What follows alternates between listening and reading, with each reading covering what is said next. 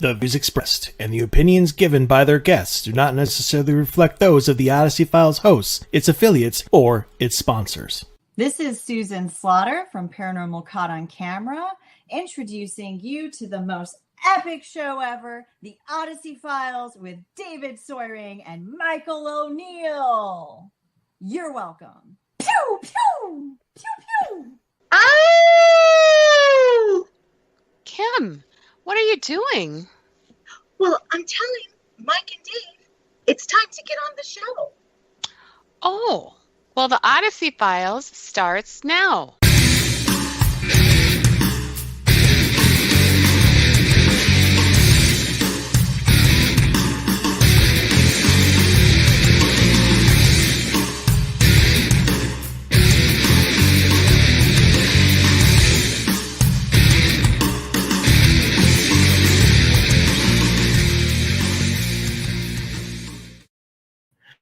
Live from the LeDuc Mansion, it's Monday night! Woo!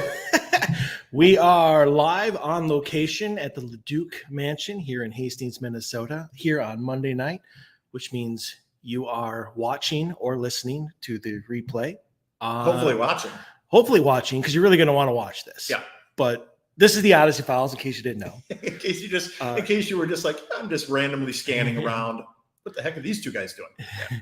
And I'm your host, Michael O'Neill. With me, as you can see, is my co-host, Mr. David Soyering. Good evening, Dave. Good evening, Mike. Are you excited to be here? I'm ecstatic to be here, and it's been a long time since we've shared a microphone and a screen together. Yes. We used to do that. If you go back in the show, there was a time when this is how we did the show. So it's kind of funny to be back in this setup again. We've come a long way since that den in my basement. We've grown. We've evolved. Yes, we have. Same as me. Yes. So we're slowly evolving, just like Mike is slowly evolving. Different paths, right. Different speeds, right. But still on the same upward trajectory. Same going forward. Right.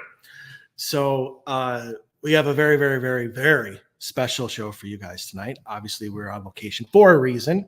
Right. And coming in pretty soon is going to be the site director of the LeDuc Mansion, Mariah Ring.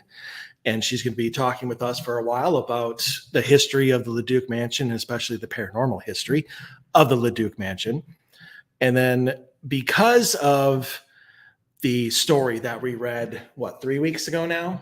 Something like that, 3-4 weeks ago. Mm-hmm. We had read a story about somebody's take on how to properly do EVP sessions. Yeah, I'm sure if you're a fan, you remember that conversation. Which, now Dave and I investigate different ways, but we both were very, very adamant that in agreement that this guy didn't know what the hell he was talking about. Yeah, right. Like left field, he was out of focus out in left field. He wasn't even in the parking lot tailgating in how he wanted people to do EVP sessions. Right. So Dave and I wanted to come here, a place that I have been to many times. Dave has been here as well, and we have gotten amazing EVPs and even video evidence. And we wanted to take this opportunity to conduct multiple EVP sessions here live on the show, and kind of to show you, not necessarily like we're not saying that this is the proper way to do an EVP session. No, it's a respect. We do it in a very respectful manner. So as you will see when we go live, exactly. And I think that's the difference is you need to come in any place you're investigating. You need to come in with respect for the location. You can't walk in and go ghost hunting and try to stir the pot. You need to walk in. You need to have respect for the property, respect for the people who used to live in the house, and then try to open up your line of communication. And you'll see that's how we do it as we move forward tonight. Exactly. And so, and just kind of the kind of questions that we're going to do different kinds of EVP sessions. And we're going to see what happens. We're going to sneak in a spirit box session. And Mike's favorite. One of our sessions is going to be so. You're going to hear. Yeah, you're going to hear that. But let me just also point out that we are on the guest Wi-Fi here at the LeDuc, and apparently it's having an issue with. You think William is Messing with us? trying to Saying hi. I hope not. It can't handle the live. That's what it was. He's like, what are those two jokers doing on their live? Like it's a popular show on NBC. Maybe not on NBC. Are there any popular shows on NBC anymore? Maybe not. Yes. No. 30 Rock used to be on there. That was a really good show. Like I said, anymore. Yeah, anymore. 30 Rock is an amazing show. So anyway, we're wasting time. Yeah, we are wasting time. We want to get to the epic win that is this show in this location. So we're going to. I'm going to slide over. Yeah. So doing it. So yeah, if we suddenly disappear, we'll be back. Don't leave. But yeah, let's bring in Mariah, who's going to come and sit right here next to me. Like golf clap. Welcome. Yeah, sign on over so you can get in camera. Get cozy. Exactly. So kind of a mic sandwich. It's pretty sweet. Yeah. So anyway, first question, obviously, how did you get involved, not only with like this location, but become like the site director? And how long? You've been quite a while since you've been here now. And how long have you been here? It's been 4.5 years almost. Nice. Yeah. Next April it'll be 5 years. Well, I actually grew up in Hastings, so I remember the house when it wasn't even open for tours. We opened for tours in 2005. And it's funny because we used to drive by the house all the time, and I told my parents I was going to live here someday. And now sometimes it feels like I do. But I saw the job posting and I applied for the job, and I actually didn't get it at first. They did an internal hire, and then I was given a different position within the Dakota County Historical Society. And when the site supervisor here left, they scooted me into the position because I already had connections with the community. I had already interviewed for the job. They knew I wanted it and thought I'd be good at it. So I guess that's kind of how I got the job. And you haven't regretted it for a second? No. Sometimes around Civil War weekend, I get a little anxious, but that's just because it's our biggest event of the year. No regrets, though. I don't know if I have to wait for the screen to come back up or what. I don't think so. I don't think so either. I just hope for anybody who is watching this live, you'll have to let us know in the comments if when the screen disappears, if we do as well. I don't really care if the video disappears. You don't need to see us right now. You just need to hear the words that we are speaking. Right. So, William LeDuc, who is he and why should we care? Who is he and why should we care? So William's actually an interesting character in that he really does have his fingerprints all over history, but not a lot of people know about him or that he was involved in a lot of different things. He was originally born in Ohio and moved to Minnesota in 1850, so he was he was in that early settlers type group. And eventually comes to Hastings, where we are now, in 1856. He served in the Civil War as a quartermaster and was eventually promoted to breveted brigadier general of the Volunteer Corps before he mustered out. And then he also served on President Hayes's cabinet. He was the Commissioner of Agriculture. He ran a failed bank for a little while. He was friends with Henry Hastings Sibley and Ramsey and Faribault and the Baileys, Henry and Alexis Bailey. So he knew a lot of influential people. He was big in Sherman's March to the Sea during the Civil War as well. But a lot of people don't necessarily know that he did all those things. So he's one of those people who did a lot of big things in history, but didn't have his name recorded necessarily. Did he, I guess, seek out popularity? I mean, did he care? Do you know if that he wasn't really given all the credit for all the stuff that he was involved in? So he's kind of an interesting guy in that he was very honest and loyal and square in his business deals, and he didn't 100% seek out notoriety per se, but He did have political aspirations, and unfortunately, those went a little haywire when he was Commissioner of Agriculture because he got some negative press in the papers, and also people thought that his ambitions as Commissioner of Agriculture were sort of ridiculous, which is funny because they really weren't. He thought we should grow our own tea here in America and also produce our own sweetener from sorghum and beets.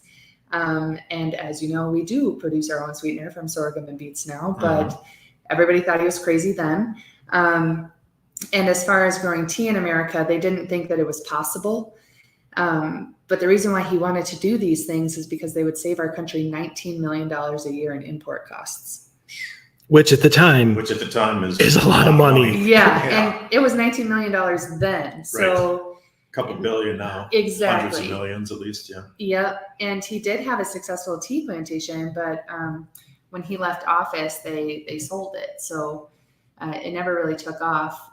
It's now the Charleston Tea Company, which is actually owned by Bigelow. It went through a few different hands, but Bigelow owns it now. It's in like Bigelow Robert Bigelow? As in like the tea, Bigelow Tea. Oh, Bigelow Oh, tea. Okay. Yes. So we're gonna say, like, that's a hell of a I was going to coincidence. say Right. that's very interesting. We were just talking about Skinwalker Ranch, and the guy, after he sold it, he bought a big tea company. Yeah. No.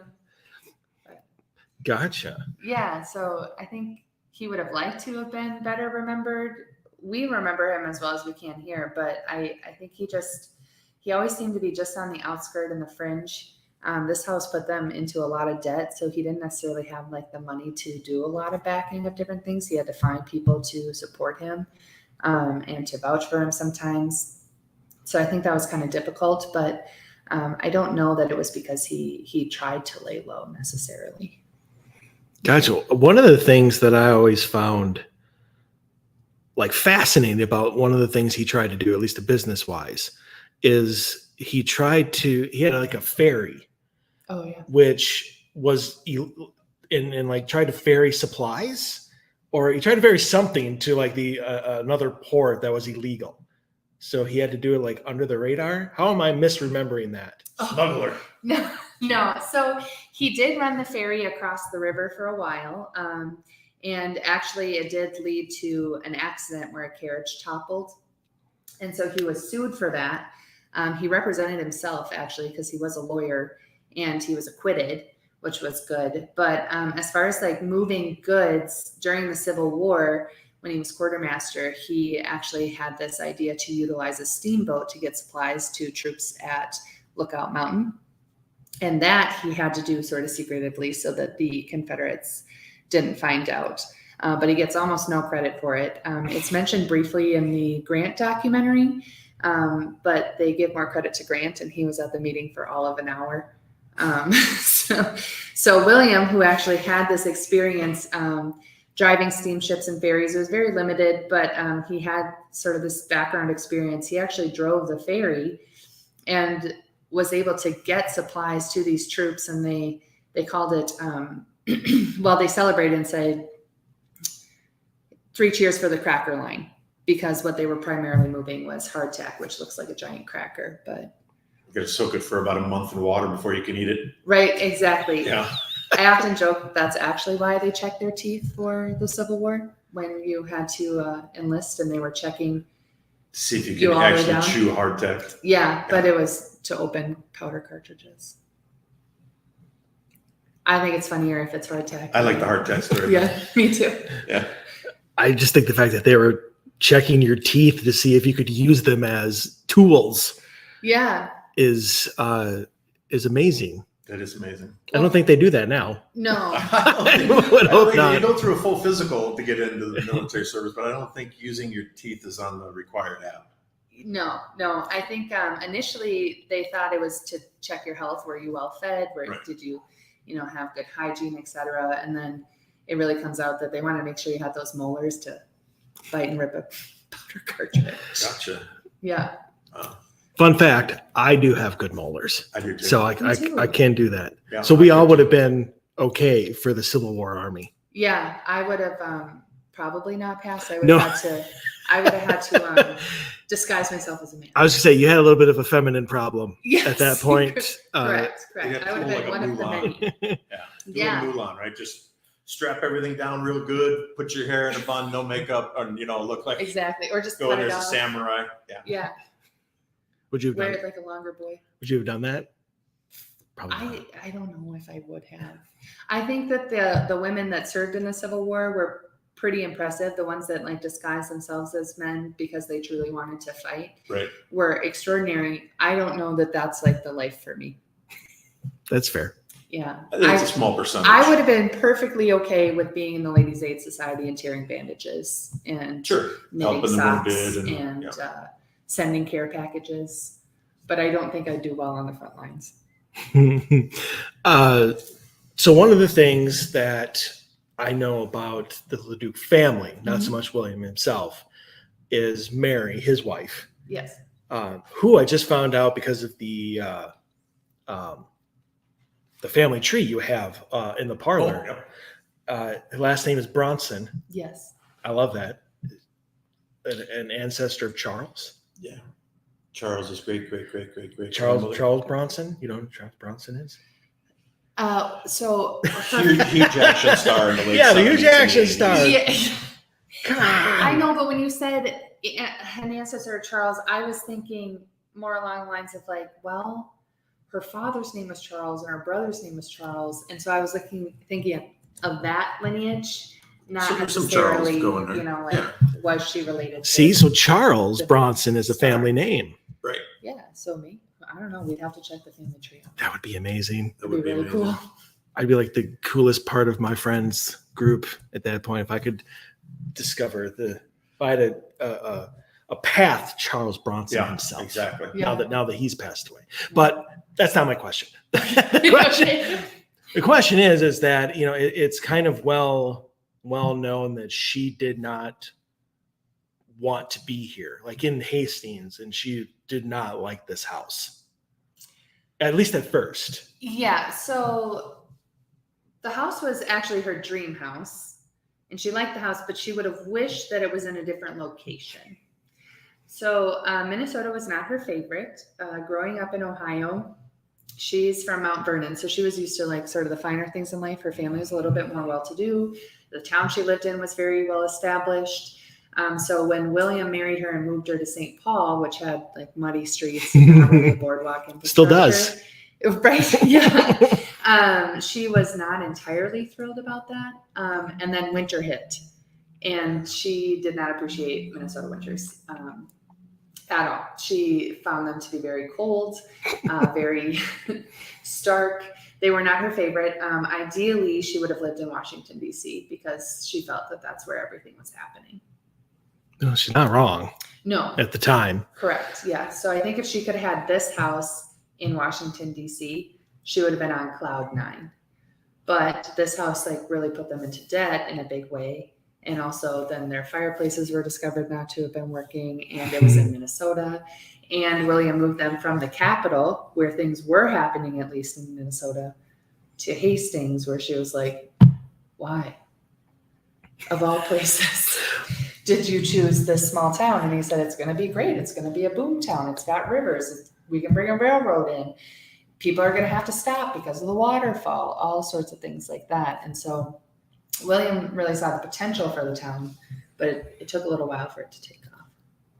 So I think you actually answered my question. 'Cause my next question was going to be why here? Like he's in the Civil War, which took almost completely on the East Coast and in those states. And then he's Secretary of Agriculture for Hayes in Washington, D.C. Mm-hmm. What brought him here? Yes. So he actually initially comes here because he buys a quarter share investment in the town. So our original 4 founders were Henry Hastings Sibley, Alexis Bailey, Henry Bailey, and Alexander Faribault. And William was friends with Henry, who told him that Faribault wanted out of his share. So What a jerk. I know, right? He was like, I don't want stock in this. And we town. still gave him a town? I know. That's probably actually why he left Hastings. Who knows? But so then I'm speculating mildly. So then he buys Faribault's share, and decides that maybe this is a place that he's going to set up with his family. And prior to this, he had actually represented somebody in a legal dispute about their land settlement and won the case in his favor and was given half ownership of his flour mill. And that's like just a stone's throw behind us that way. It's a little bit more than that. But so he had this flour mill investment, and then he bought a quarter share of the town. So he thought, hey, let's go live down there. Might as well check it out. It looks like it's going to be a great place to be. And Mary was like, I think you're nuts, but all right. Love. I know. Yeah. She did a lot for love, that woman. Really did. I was going to say, let's move into what happened, what's happening here, not like paranormally in the last 4.5 years, 5 years that you've kind of been here. Like with the investigations that have happened. Well, sure. Or, you know, personal experiences that you've had, stuff like that. So when investigators come, they tend to get EVPs, some EMF readings. Sometimes there's spirit box interaction. It's Mike's favorite. No, it's not. But I do. One of my favorites, though, which you were a part of, was that spirit box that when you joined my team and I, and had that such a huge response to one of my questions that you almost snapped your neck. You were like looking around so fast. Oh yeah, it was super. Well, first of all, it was a super speedy response. It really was, because you said hello. Is anyone here? And it said hello immediately, and I had never seen a spirit box answer so quickly. And then you said, "Can you say that again?" Sure enough, it said it again. And then after that, I was like, it's just a spirit box. It's rifling through, radio frequencies. Matrix scene. Yeah. Yeah. And then you started asking it questions, and it was answering so intelligently that it blew my mind. And at some point, it got on to the subject of George Daniels, who we haven't necessarily gotten a lot of interaction from, but he was their hired hand. And is that the guy who was in the bar that had the room out in the barn? Carriage. Or carriage house? He had a room out in the carriage house. He actually had been born a slave, fought in the Civil War, played dead on the battlefield because he was forced to fight for the Confederacy, and then ran away to the North and joined the Union Army so that he could fight for his freedom instead. And that's where he met William. And then they struck up a friendship. So when it came across that it might be George speaking, that's when I was like, holy buckets, head snapped hard. Yeah, so that was really wild. That was cool. So that's probably the best spirit box session that I've witnessed while here.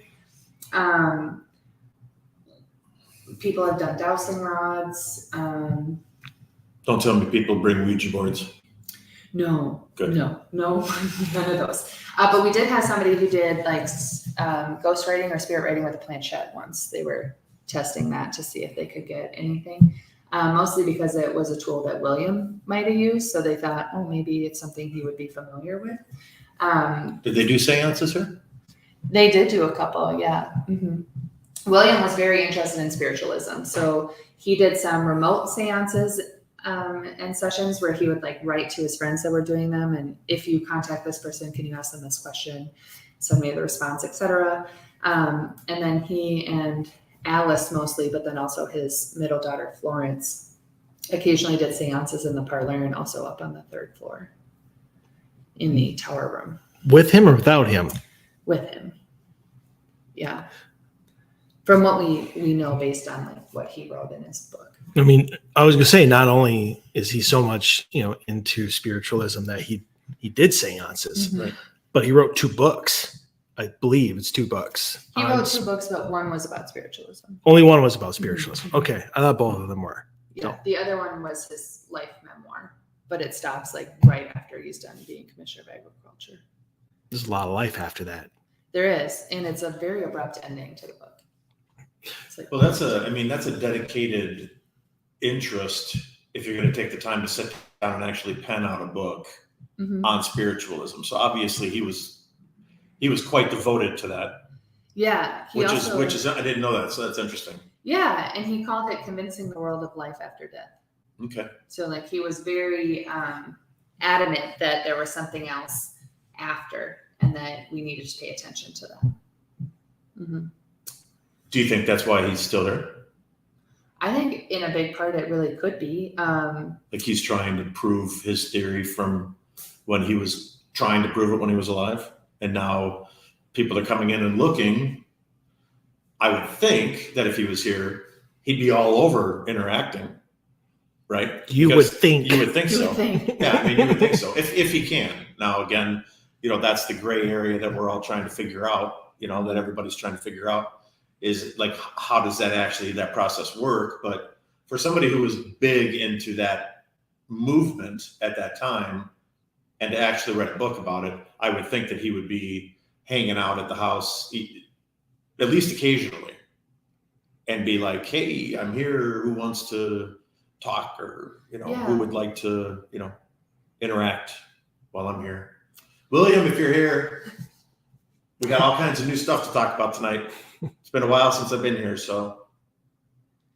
Yeah, I would think that if he's here, that would likely be his mentality about it. That's my angle for tonight. Yeah. There's our answer. Yeah. Yeah. I would say rule number one for EVPs is have an angle. Well, you should have a direction. Have somewhere you want to go. Yeah, have an angle you want to go. Yeah. Questions just you walk want in answered. there. Yeah, don't start. The president is. No. How did you die? No. Right. But segue. Segue. Because Dave and I were talking in the car over here about like William and Mary, and especially Alice. Mm-hmm. Because every time that I have been here to investigate, I've gotten an EVP from Alice. Mm-hmm. And obviously a young girl, but it occurred to me, when he asked me the question, I don't actually know how or when, like how old she was when she passed. So she died in 1962 and she was born in 1868. So she was nearly 100 years old. She was. Oh, that blows the 7-year-old out of the water. Well, but if she wanted, like, based on some people's theories, they can present how they want to. Right. So Right. maybe she likes to present as she was happiest in this home, and Right, when she was a young girl. childhood. Yeah. So she died of old age, though. All right. Mm-hmm. It's a fair run at life, 100 years old. I mean, that ain't nothing. Right, Could yeah. anybody say, "Oh my God, I can't believe she was so young"? Right. Well, That was so unexpected. she got taken before her time. Yeah, no, yes.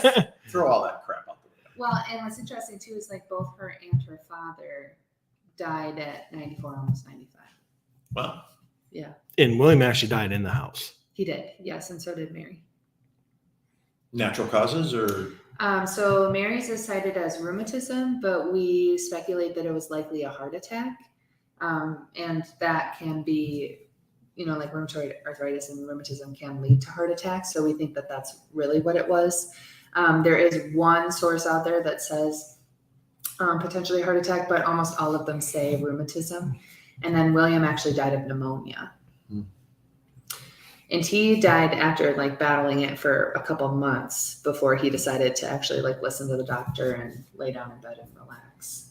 Which how old honestly, was he when he passed? 94. Okay. He was So approaching again, 95. Yeah, again, ran a full gamut of life. Right. Yeah, exactly. Yeah, he really did. Yeah, I just think it's interesting because he really didn't listen to the doctors. Like during that time, if you had pneumonia, they were like, okay, you need to relax, take bed rest. But what they didn't know is that was a death sentence. That was a death sentence, right? And he was like, I have things to do. Right. And he traveled around. He did some things. He was recognized in Atlanta for his service during the war. Actually, they recognized him because he rode into Atlanta first and said, hey, Sherman's coming. You better get your valuables and your people out before he burns it to the ground. And so they were like, oh, yes, thank you, William. So they celebrated him. He went out to San Diego, and then he came home and was like, I am kind of tired. And in the end there, most of what he would consume for calories was eggnog, and mostly only if it had whiskey in it. So, Hey man, if you're on your way out, if that's your way out, I'm totally good with it.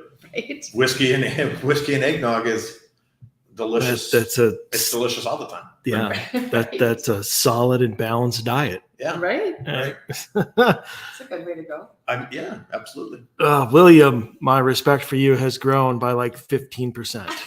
I'm learning all kinds of things, especially, and I don't really need to get into it, or you don't, like in context, but I didn't know he was a lawyer. Yeah. Yep. That's what he went to school for. That's completely new to me, and I've been here. This is like my 7th time or whatever being here. Wow. Yeah. The state of Ohio called him a book lawyer. That's part of why he moved to Minnesota. He said, fine, I'm going somewhere where I can practice law. Opened the first stationery and bookstore in St. Paul and ran his law office out of that, but then didn't really do much with law unless it was needed for the rest of his life. I can't imagine there are many people here that broke the law to the point where they needed a lawyer. No, it was mostly just disputes over things. So, I tried to not ask this question of people just because it's very cliche, but you're here pretty much every day. Yeah. And I know that you have had your share of experiences. Mm-hmm. You and Dave and I were talking about it, before the show. But what is like the one experience that you have had here that you're just like, that's crazy? This one I didn't even talk to you and Dave about yet, so everybody's learning this one live. So every day when we close up for tours or if we have events, I go around and I click the lights off, right? So we have push button lights. And I was coming up the stairs. I turned the corner to go into the children's bedroom, and I thought I saw something out of the corner of my eye, and I was like, well, it's just a shadow, whatever. So I turned the lights off in there. Then there's a Jack and Jill closet. You walk through that, you go into William and Mary's room.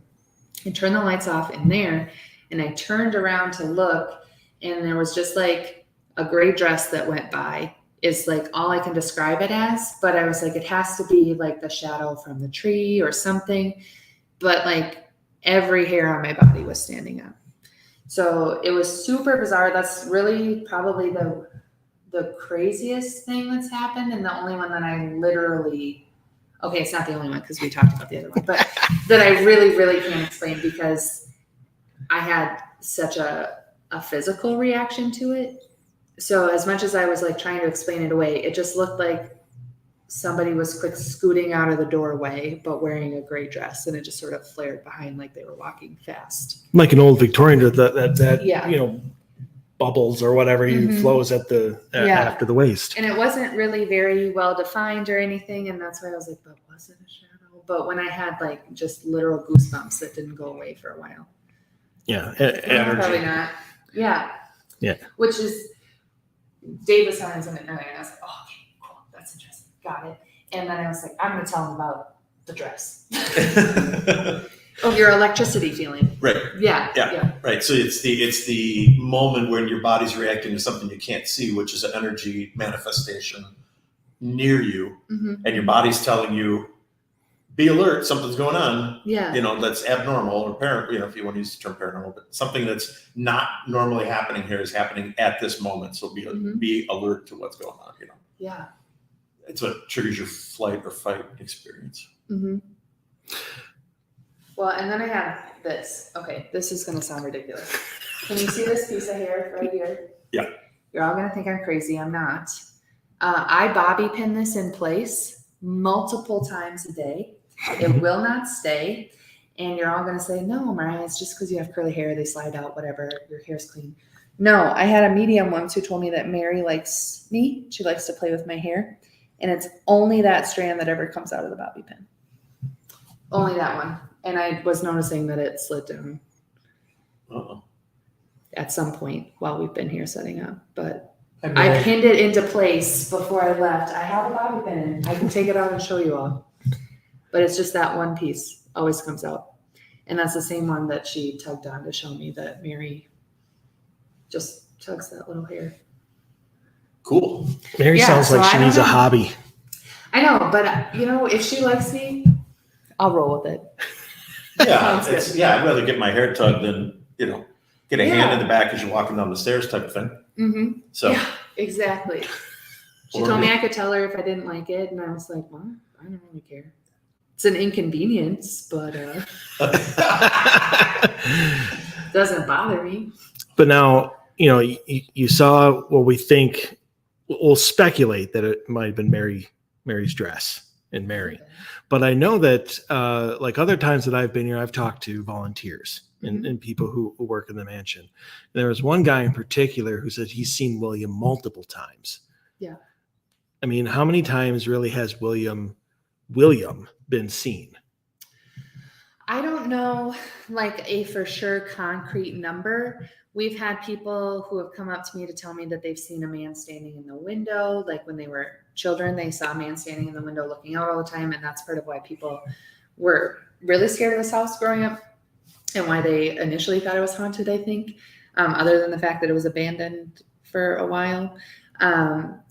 But then we have volunteers who have seen him a few times. So probably based on the stories I've heard, at least 10 types of a physical sighting. But I've never seen him. Just had that one. I'm still blown away by Alice. I did not get that. I wonder if it's even Alice. Huh. Who's to say? Them. Well, if it's Alice and she wants to present herself as a child, that's perfectly good with us. I agree. Yep. I guess I because children, dying of diseases and stuff is so common at that time. I just assumed, Right, she passed away at a young age. which was my fault, because in the paranormal you should never really assume. No, right. You can have theories, but you should ask. But again, you don't really ask, how'd you die? Right. Like you just, Yeah, Alice is who we really have to thank for all the information that we know about William. Really, she decided that she was going to be the family historian, so she collected their journals, their writings, their papers, all those things. She does do some editing to them, crossing things out, or sometimes writing notes like, that's not how it happened, and then like redetailing certain things. And you're like, well, that's your memory of how it happened, Right. or whatever. But and then when the house was donated to the Minnesota Historical Society in 1958, they actually interviewed Alice, and she's in a big part why we know how they decorated the house or where certain things were, what types of decorations they had in the house or furniture, etc.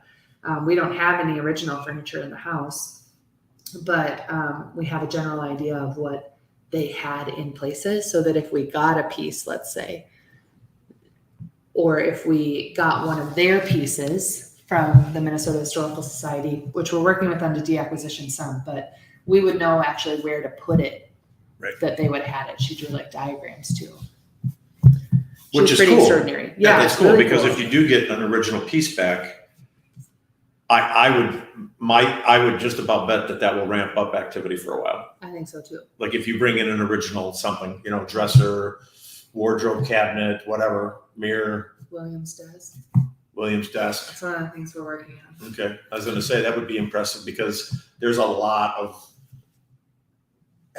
things happened there. Mhm.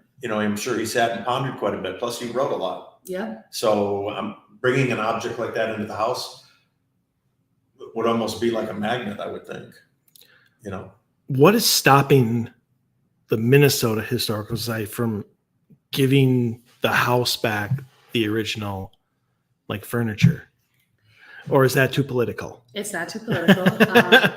However, the answer is going to be the answer that everybody's been giving lately, which is that we were in the process of, and then COVID hit. So it got put on pause. And then, of course, their staff went Yeah, well, down. And so it's just getting started ramping back up again. is it possible to fill all of those open positions with paranormal fans? I suppose if you interviewed well, and they gave you the job. Well, no. Probably. I'm not talking about me. I'm just talking about in general, because the Minnesota Historical Society has a no paranormal investigation policy. Right. And so if they filled positions in the society that are pro paranormal, maybe could change that policy. Or now that you sent it on live on the air, maybe they'll just like really put the brakes on it. Right. Shut and up. when I said if you interviewed well, I more meant your viewers, listeners. If you wanted to, you never know. I don't know if it would change the policy or not, because they've been so adamant to it for so long. One of the things that's one of the reasons why you can investigate here is that we are no longer a Minnesota Historical Society site. So they deacquisitioned the whole site, and the city of Hastings owns it now, and then it's run by the Dakota County Historical Society, and we don't necessarily have the same stance on that. Plus, people are so interested. We're like, yeah, absolutely, come on in. Speaking of being interested, another segue. We're crushing it tonight. If for anybody who sees the show here tonight and is like, that's a beautiful home, it's a great place that you might want to investigate if you've never been here, or just take a tour, because they're open for tours. And events. And events. Right, like this upcoming Civil War. Yep. Which is what, 2 weeks from now? Yeah, it's the 10th and 11th.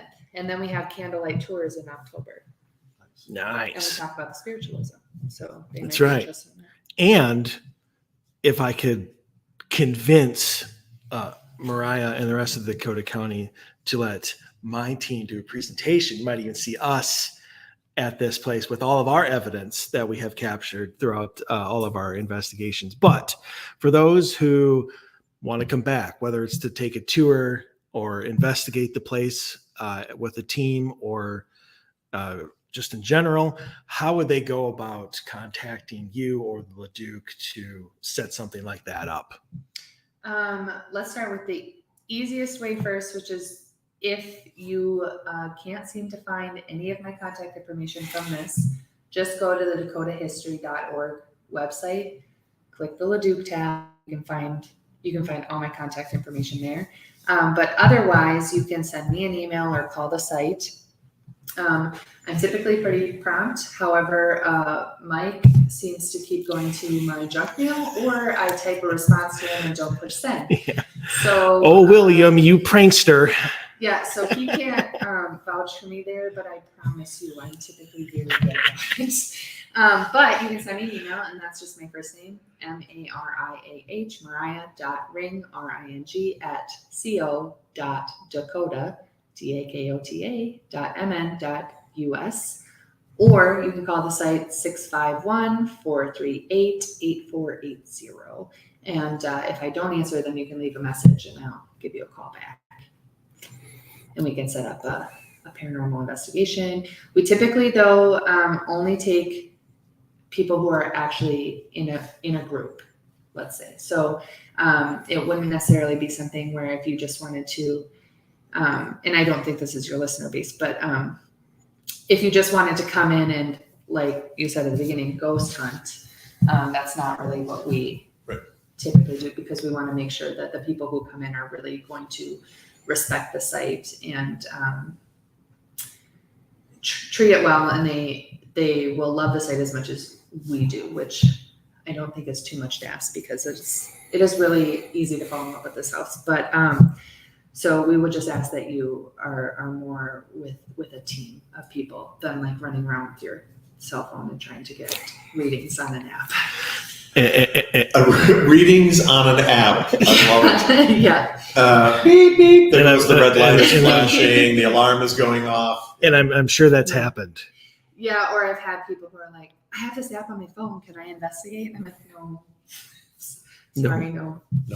And let me just put this out there right now to anybody who is listening, whether audio or watching. If you do come to this house and do invest and you do not respect it, I will find you.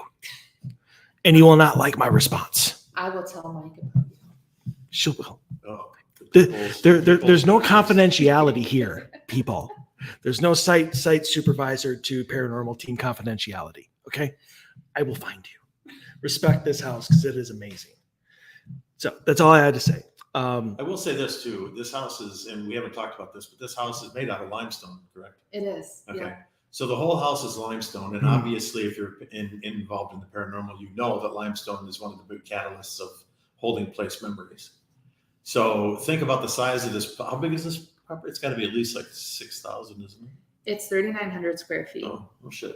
Well, you were way that's off. like, I was way off. I think that's technically like finished too. I don't know if that counts the basement in there. Or the attic. Or I the think attic. upstairs, but the attic looks like it's pretty big. The attic is big. The attic is probably, it's got to have like 8 different rooms up there. Yeah, the attic and the basement all match the floor plan of the house. I will also say as a disclaimer too that not everybody gets to investigate in the attic. Yeah. And the basement is negotiable.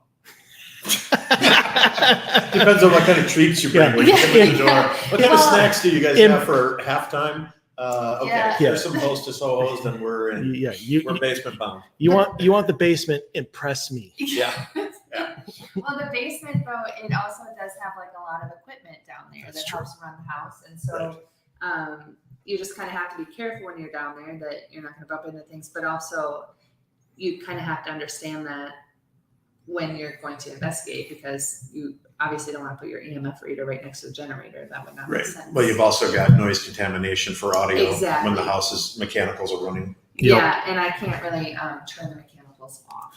Not because she doesn't want to, because she doesn't know how.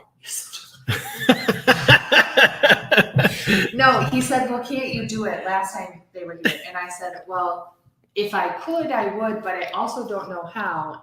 And it is run on a computer system at City Hall, so I can't do it from here.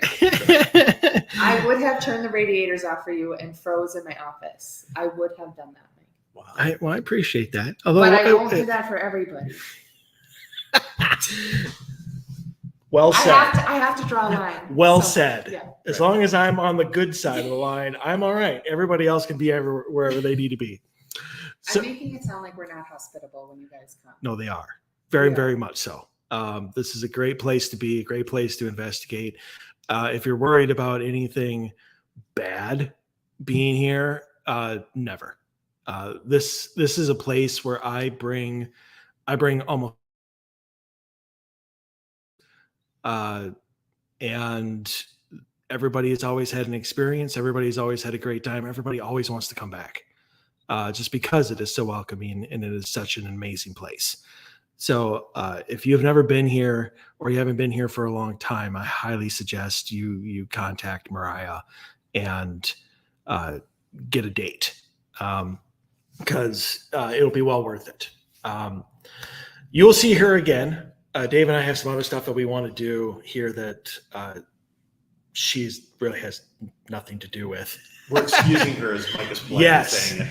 But I do believe you will be joining us for some of the EVP sessions. Yeah. Maybe. Okay. So you'll be seeing her again later in the show. For now, thank you very much You're welcome. Thank you. for all of the information, even new shit that I didn't know. Yep. So I appreciate that. You're welcome. And anytime you want to learn some new things. Stuff. Yeah. Stuff. I was Stuff. like, I'm technically working right now. You're right. Yeah. That's right. She's the first person ever to get paid not by us Correct. Yeah. for being on the show. So there you go. Yes. Yep. Nice. Thank you. So yes, Absolutely. working for the community. We are working for the And- community and the betterment of others. And the golf clap. And the golf club. So let's scoot over. All right. So one of the next things that we want to do before we get into the EVP sessions is just want to take a quick couple of minutes and talk about equipment that we're going to be using here tonight, and just some that I know are very big with paranormal investigators. So we're talking about the pros and the cons, what we like, what we don't like, and Right. again, you don't have to agree with us. This is just us taking it out into the field and seeing what works. Right. So what works for us may not work for you. What works for you, I think is stupid. So I do not think that. That is Mike's personal opinion, not mine. I think that honestly, I did say I didn't say know, we. I know. I think honestly, you only need a handful of pieces of equipment. That's my take on it. Yeah. And I started going back to experimenting with some old school stuff, like from back in the day when I first started, when we didn't have digital audio recorders, and we had absolutely none of that stuff. I mean, that was unheard of back then. I mean, so basically you had, yeah, I mean, I know it sounds rudimentary, but basically you had a notebook and a pencil or pen. So if you had an experience, you could kind of document what happened, write it down so you didn't forget. And you had a recorder like this, and probably not even like this, because this is a Sony Walkman recorder. The recorders we had were, I know you have one. I don't have one, but they're the big ones like your dad probably had, about like that big, and then they hold like 4D batteries, and it's weighs a ton, and you can plug in an external microphone if you had one at the time and set it down, and then you would have something like this, which I brought, which is just a 35 millimeter film camera. So the thing that I like about this concept, and this happened about 2 years ago, that I kind of started paying attention to what people were saying. And then the reason I bought a couple of these again, is that there's a big question as far as skeptics on, can a digital camera manipulate an image? Now, obviously from carrying that thing to carrying this, right? You throw it in your pocket, or nowadays you can use your phone. But before phones had, when we weren't using phones yet, because they're nowhere near the little handheld computer devices they are today, we were using things like this. You can buy these now, Nikon Coolpix 14 megapixel 5x zoom. I paid $15 for this. It was basically brand new in the box. People are giving them away. Nobody wants them anymore because they're not using them. So if you don't have one, it's a good investment. It's cheap. They're good to have. You can throw them in your pocket. But getting back to what I was going to say, there is some theory out there, or some people that are speculating that digital camera might manipulate what it's seeing and cause an image to not necessarily be a true image. So without wasting time getting into great detail, the beauty part about this camera, again, is that one, you take the picture, whatever's on that image is going to be put onto that, the film. Yeah, but not the film, the negative. And so if there's ever any doubt that image is grained in that negative, you can have experts verify the negative on the film camera, and then it legitimizes your picture. I think more so, which is kind of why I went back to that. Although, like I said, it's much more handy to use your phone or a small little pocket camera that you can just carry with you. Yeah, and even before the 35 millimeter, you had the Polaroid. Yeah, I used the Polaroid disc. The little, it literally was a disc of film, and you just stuck it in the back, and you got like 10 pictures with it. And it was kind of like small, where it would fit in your pocket much better than something like this would. Yeah. Yeah. So, obviously from cameras, we move on to, digital recorders. Yep. And I bought a bunch of these. They're no longer being made. They're by, Olympus. The WS-801. I bought that not only because it had a lot of space to it. I could probably do 10 investigations without taking any files off. Yeah. How big is that one? 64 gig or 32? Probably 32. 32. I usually clean it out more often than I've needed to, but it takes one AAA. A lot of people, because like Dave's Sony, which is right here, this is the one that he's been using since I started investigating with them. But like one of the things that has always come up is I can't find the cord. Right. The connection cord to the computer to download the files. That's what's nice. It's built in USB. It's built right in. I just plug the whole thing into my my computer. Not only that, and you might even see it tonight. I'm not sure. But you can plug in your headphones and live listen. Yep. So I really enjoy that. One of the things that I learned from Dave are the miniature microphones. Yep. Investment, great investment for anybody who does investigating.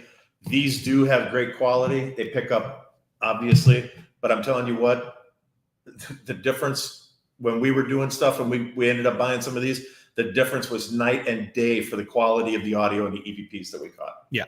It was, I was amazed. Yeah. To the point where Mike bought one for every recorder. I own 2. He I owns did. about 8. So I own 5 of these, this, but then I have like the Zoom microphone. Yeah, this one right here. So the Zoom. This is probably arguably the best quality that you can get, but it's also the most expensive. Like you can buy these used online for $30. Yeah. And they're really good quality. It's just people don't use them anymore. These About 150. I was going to say 200. Yeah. You know, Um, but they're worth it. But again, they're battery hogs like we talked about before. They are definitely battery hogs. Yeah. You will probably get maybe 2 hours Yep. out of your battery. So make sure you watch it if you watch your battery power if you decide to go with one of those. The only other thing that I don't like about that, the Zoom, which is pretty much the main reason I don't use it very much anymore, is because it is so high quality and it does have phenomenal quality of audio, but it also has all of those filters. Yep. And so a lot of EVPs you may get will be filtered out and all you'll hear is you and nothing. The good part about it is, I mean, if you're not all that interested in class C's, if you only want class A EVPs, if it's on that recorder, it's there. Like there will be no mistaking what you are hearing. So, pros and cons. Right. Obviously moving in, you have probably the most well-used and popular K2s. Mine's a little different than Mike's. He's got the standard one. I went for a little bit of a deviation of it. Right. But I mean, his has got like an actual EMF, like digital output. Right. It tells you what the EMF is. This just uses lights and that's it. Right. The cheapest, you can buy one of these for like $55. I definitely would go with the one, the black, just because these typically have like the little like static alarm. So when it goes off, if you're not looking at it, you'll still be able to hear it. Right. Whereas the original one that I had purchased doesn't. So if I'm not looking directly at it and it suddenly, goes up a blip, I'm going to miss it. And I'm never going to know that happened. Right. Obviously you have the millimeter, which is something that it was kind of almost like that in and of itself. The only thing that's different between this and that one is temperature that you want. And then this on the back side, you have the alarm, which is nice. Which is, if you can get it to not do that. Which could be interference from something in here, or it could be it is either that or William and Mary standing behind us going, "Hey guys, we're here. We really like the interview." It's about time you turn that on. It's about time you turn on some equipment so we can say hi, because we're standing around getting bored. Yeah. You'll see us using that tonight. You'll also see us using the REM pod, which I think is probably the one most investigators love to use the most. I think so. They are expensive. I mean, they're $180 to $220 depending on where you go. But I think they're worth it though. I mean, honestly, when this thing goes off, like you're loving life, right? And you turn it on, and here's the beauty part about that device. It can be in another room and you can be focusing on something else. And when that starts going off, it's just a good indication that it's time, that energy might not be where you're at, and it's time for you to move to a different location, right? Because I really have not seen, if those are set up properly, I have really not seen a false reading on a REM pod. And here's the big thing. A lot of times people use walkie-talkies, or if you have your cell phone on and don't have it on airplane mode, it can cause interference in some of this equipment. So it's kind of a big deal to pay attention to things like that as an investigator. When you're out in the field, you want to make sure that you don't have your phone. You can have your phone on, especially if you're using it for taking pictures or whatever.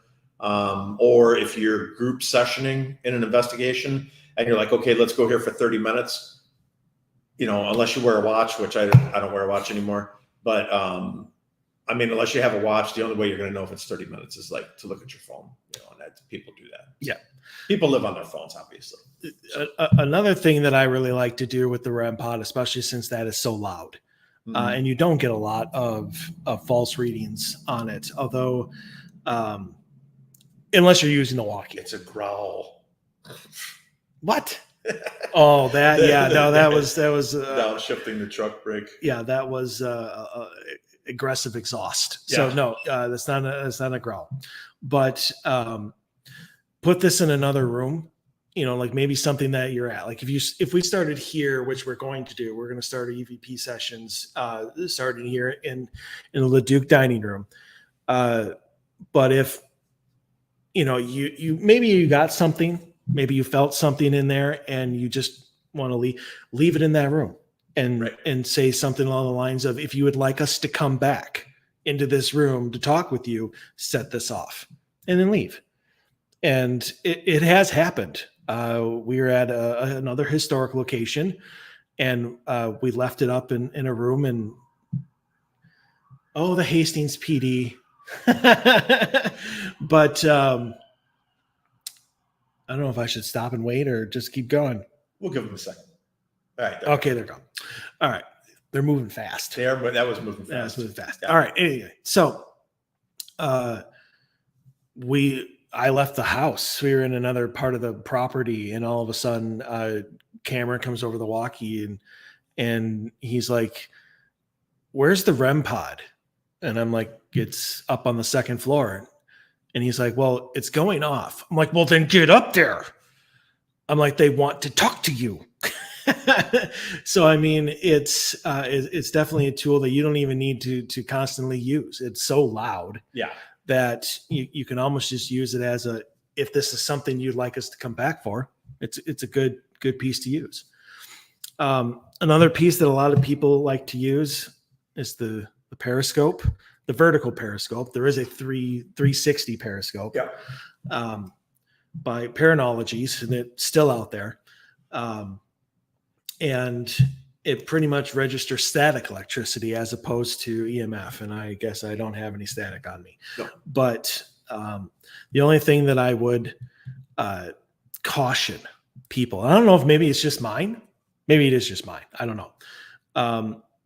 But it does something specific on almost every investigation where it lights up red, just one, it goes red all the way to green. And then we'll sit there for, 30 seconds, and then it will start to slowly climb. And then once it gets to green, it flashes off. I just call it a reset. I don't know what exactly it is. That's just my term for it.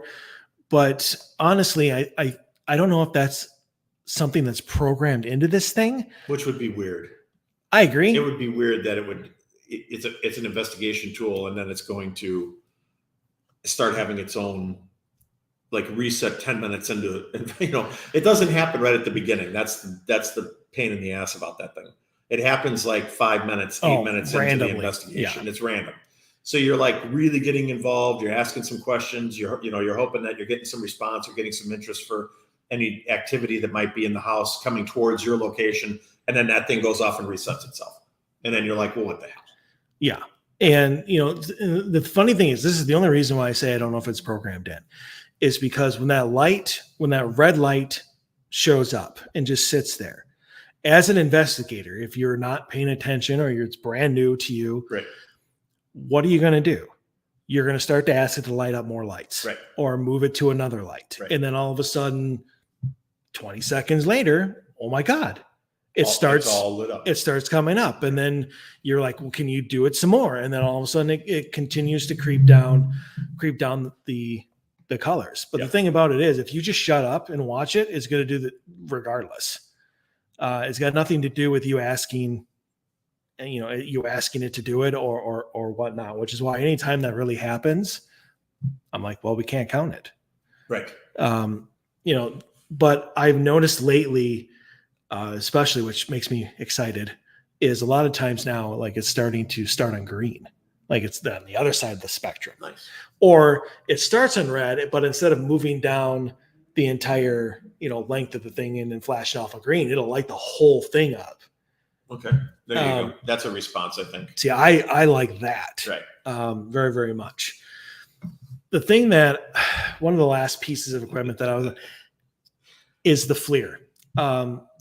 This has been and still is, for a lot of investigators, the holy grail of equipment because it is pretty much the most expensive piece you can get. They range from very, very cheap where you're not even going to want to waste your money at like $400 or something like that. Yeah, the one you can get that you see on TV sometimes where they're using their cell phone, that one's $250. Oh yeah, but that's really generic as far as color separation and stuff like that. Yeah. Sorry, there's like a bug in here. There's a gnat that keeps wanting to come in and say hi. But they range from like $250 to $400 all the way up to $50,000. Yeah. I mean, there's all sorts of different models. This one right here retails, at least it was when I bought a few years ago. It retails between $7,000 and $8,000. I did not buy it for $7,000 to $8,000. No. I would check eBay.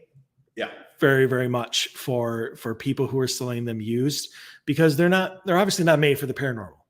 So you're gonna find contractors and you're gonna find construction people who buy new ones or whatever, and then they want to sell off their old ones. This one I actually bought from someone in Saudi Arabia, if you could believe that. And he gave me a deal. They put it on for $2,400, and I sent them a message and I said, "This is what I would like it for." I'm like, "I'm a paranormal investigator. I can do 2,000, and that's the best I can do." And they accepted. And and they even wrote back and said, "Maybe we'll see some evidence on your website, from the FLIR that you bought from us." Which, if you haven't seen it, there is a great piece of evidence that the FLIR caught. There's actually a couple pieces of great evidence that the FLIR has caught. So, I mean, it save up or maybe going in as an entire team. It is possible to have a really good FLIR to bring with you on investigations. What time is it? Because I'm chomping at the bit here to start talking. I am too. So is it 8:00 yet? It's past 8:00. Oh, it's 8:07. Okay. So segue. So we are going to the first kind of EVP session that we are going to do. We're going to start here in the dining room. Is one recorder, a couple pieces of equipment going, and then we're just going to do a quick 15 minute session. Session number 2, we're going to go to another part of the house, another room, and we're going to do another kind of multi recorder type session where the recorders are kind of going at different speeds and different settings to see if one method is better than the other, or if maybe recorder 2 picks up what recorder 3 doesn't. Right. That kind of thing. Which it happens. And I know people probably are like, well, if we're in one room and you've got 3 recorders, how are all 3 recorders not catching it? We don't have an answer for you, but I'm telling you what, it happens. I've seen it happen myself personally dozens of times. It'd be the same thing as if you get a disembodied voice that walks in the room and says, "Hey, Dave," or says something similar to like that in my ear or close to me, and Mike's this close to me. And we've done this on investigations before. And I'm like, "Did you just hear that disembodied voice?" And Mike's like, "No." And I'm like, "Are you serious?" Because it was right here. I mean, you're only like 8 inches from me. You didn't hear that woman's voice? And no. So my thought on that is that spirit is talking specifically to me at that moment in time, or specifically to whoever gets the disembodied voice message. Or he's just insane. Yeah, or I'm just insane, that's a possibility. I mean, it's been speculated. So. It has definitely been speculated. So first thing, and any investigator who's been doing this for a while is going to know this. So don't think that, we're trying to talk down to you or say something that you don't already know. But one of the first things as a new investigator, if you've never done this before, or you're just starting out, you're going to want to tag. as soon as you start recording, this is Mike and Dave, the LeDuc Mansion in the dining room. We're doing a 15-minute burst session. The time is 8:10 here on August 29th, 2022. I even know people who get into like the barometric pressure, what the weather's like outside. Moon phase, right? Is there a storm in the area? A lot that, if you do a lot of research, if you've been in the paranormal for a long time, a lot of that stuff potentially has it can factor into what is happening in the location you're in. Some of the best experiences I've had in locations where there's a storm outside, lightning like hell, and for some reason it seems like that really charges up the atmosphere in the house. Does it? It's a speculation. I mean, I don't know that it does or it doesn't, but is that a possibility? Is it a possibility that natural energy from outside is something that's usable by a spirit, so it amps up a location? Personally, I think yes. So the REM pod is away from us, away from any piece of equipment that would activate it. It's sitting on. The only thing that I can think of. My phone is. No, it's on our phones when No. we are streaming. So maybe it's picking up the modem. Maybe. But if it was, why is it not picking it up now? Yeah. That's always my question when you're investigating, right? If you try to debunk something and you say, well, it's this, if that's what it is, then why is it not doing it continuously, right? Or why is it not doing it in a pattern? So if that thing went off every 8 seconds, every 5 seconds, like it's starting to do now, if it does that every 15 seconds and it only goes green, it's dismissible as some type of electrical interference. If it turns out to be like 2 minutes, 3 minutes, 8 seconds, and it's doing all kinds of different colors, getting different intensities, I don't know. For me, it'd be pretty hard to dismiss that, throw that away. Mariah, can you hit the lights? And I just want to see what it looks like on camera. Well, yeah, it's a little much. It's a little theatrical. No, I meant it's a little too dark. It's a tad dark. I disappeared completely. Hey, there I am. I was going to say, man, I got zeroed out. Yeah. All right. Well, then we will leave the lights on, which is fine, so you guys can see what we're doing. Right. Even though, I mean, at the end of this show, these are just the sessions that we are going to be doing. On our next show, which will be in 2 weeks, because we're off next week for Labor Day. Yeah. Anything that we catch, we are going to do. That was me. A segment at the start of the show where we will reveal anything that it comes from our sessions here. Yeah. So obviously tune in 2 weeks for that. And so, all right, I'm going to turn on the Periscope. I don't know if I want that on because of the streaming. One of the big downfalls of the K2 is that it is very, very easy to pick up signal and use that as blips. So if you don't have your phone on airplane mode or just off and it's around, you're probably going to get a lot of false positives, and you're thinking you're going to be speaking to the spirit of Steve Jobs. Right. So if that's who you're trying to communicate with. Well, I just meant if you have an Apple phone. Oh, I'm sorry. Okay. It's all right. A joke is always funnier when it has to be explained. I thought I got it. She got it. Why didn't you? It's all right. All right.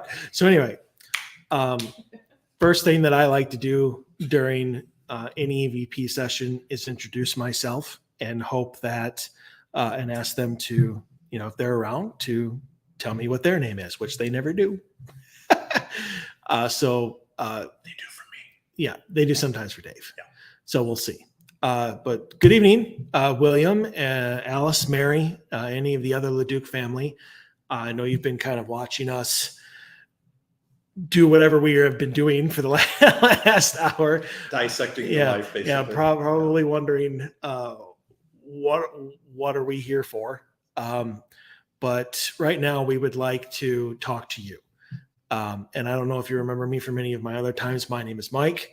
Obviously I have Dave, and you definitely know Mariah. Can you let us know which one of you are here with us?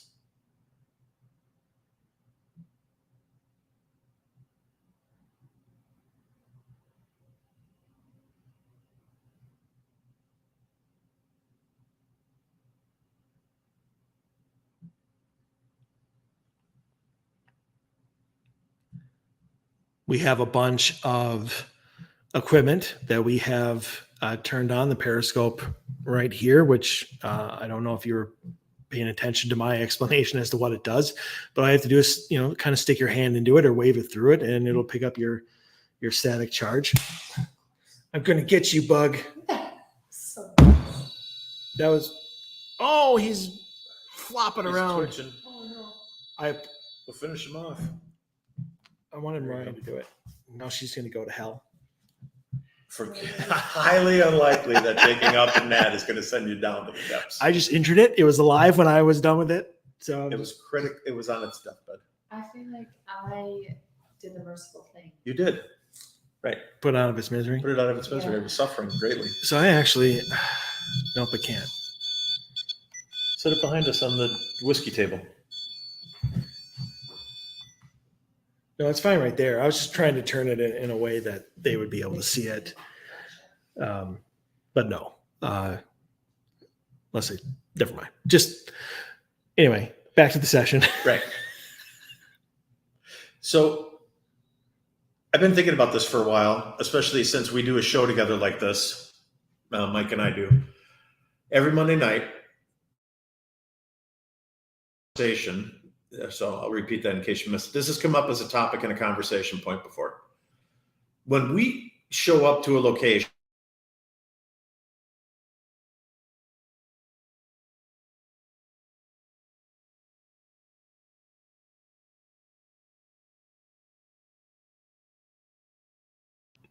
thank you. Do you understand what this stuff is? Because obviously, from when you were here, when you were living in this property, nothing like this existed. I mean, none of this stuff existed. A flashlight might have, well, probably not even a flashlight. You were probably using kerosene lanterns. But like nothing here that's on this table, whether it's new technology or older technology to us, you didn't see any of it. Does it intimidate you or cause you to not want to come in the room when you see all this stuff out on the table?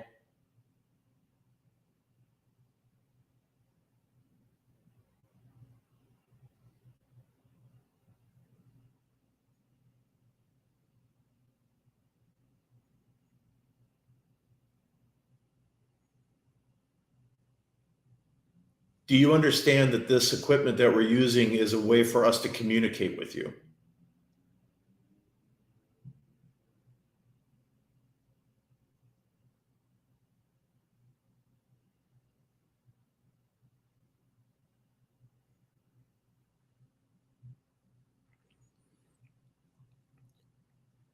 If you do, the piece of equipment that Mike put over is called a REM pod that has the antenna that lights up that's over on the big buffet. Can you walk over there, please, and put your hand near that antenna and cause that to go off so that we know you're in the room with us?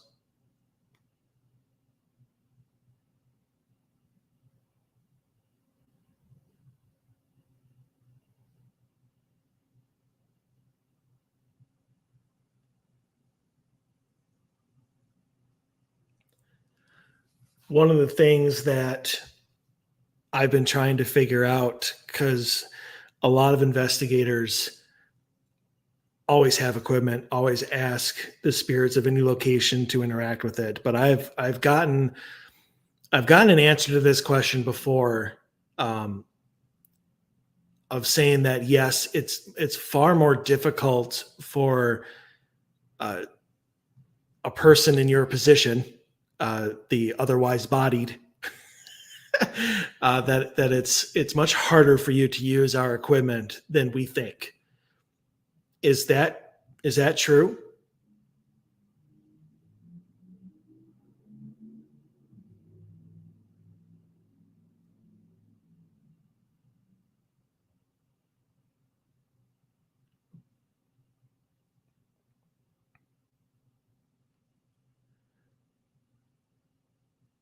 Would you prefer not to use equipment and maybe do something a little easier, like a knock on a door or a wall?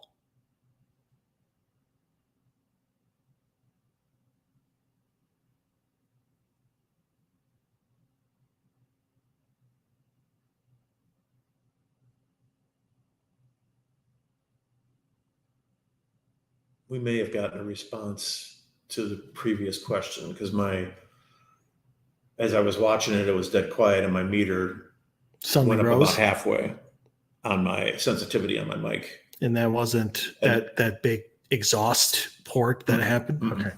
Yeah. So it'd be interesting to see. It was your question about whether or not the equipment hurts them.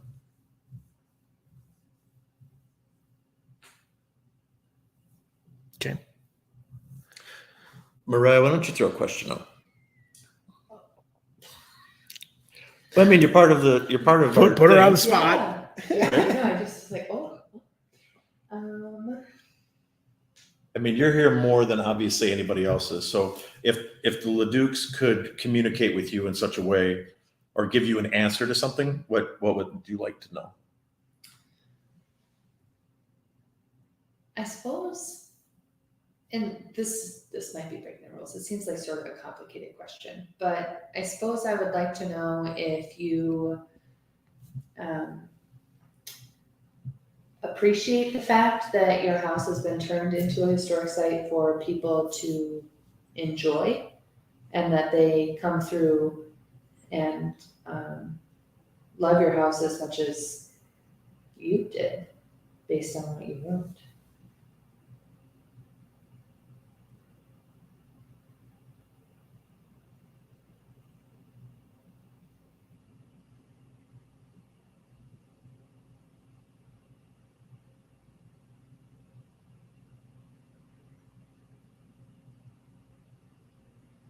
When this property is busy and there's a lot of people coming through here, does that energy that people bring with them help you in some way? Does it give you the ability to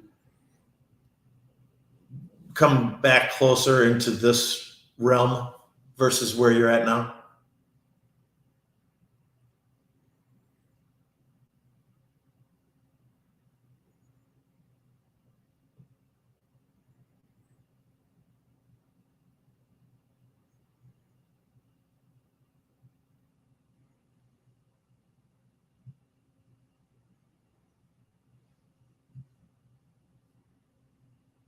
Do you have a specific message for Mariah that you would like to pass along?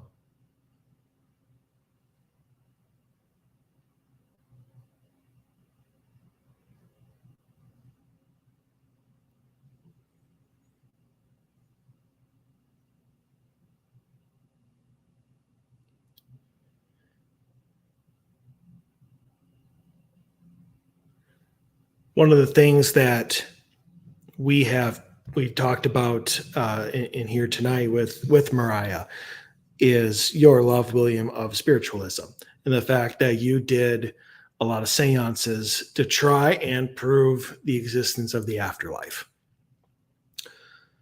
which is exactly what we pretty much are trying to do too, just maybe more in a more modern and different sort of way. So you understand our journey, our goal of what we were trying to do, because you had the same one. Now you are in a position where you are able to answer that for us. You're able to give us that help, give us that advice on how better to prove your theory. But a lot of the times that I've been here, you have not done so. Is there a reason why you would like that to either remain, your kind of secret, or are we just not asking the right questions?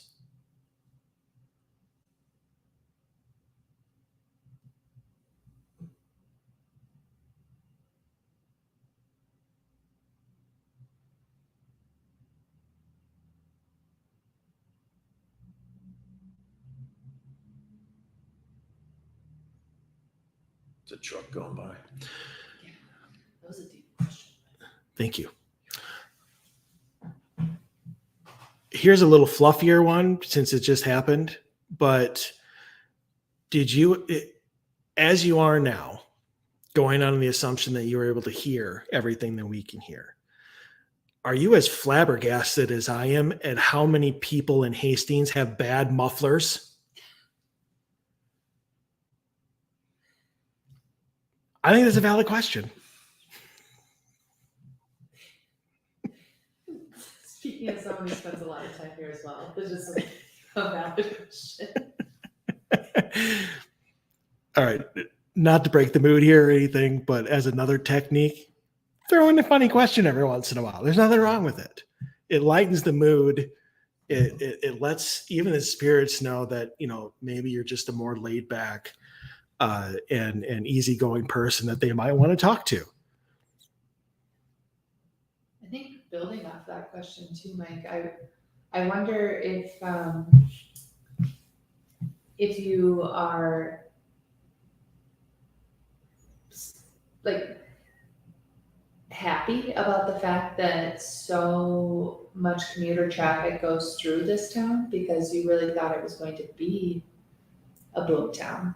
Does it make you happy that it has grown to the size that it is and that we do have so much commerce in town?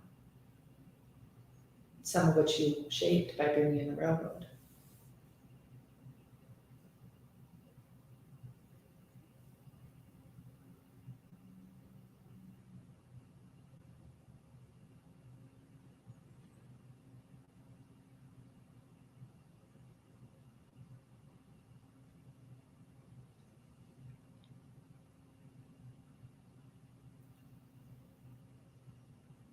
Mary, this question specifically for you.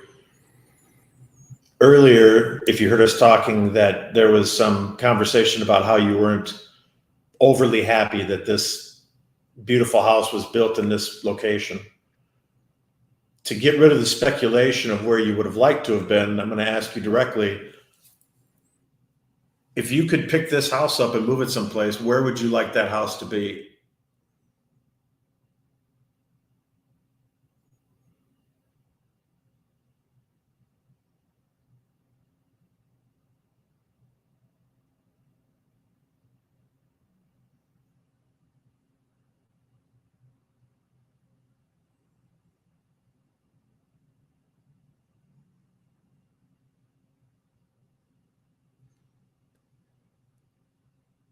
And speaking to Mary also, are you the one? Are you specifically playing with Mariah's hair and pulling that one strand out just out of boredom or, whatever, just kind of as a proof that you're around? Is that you doing that?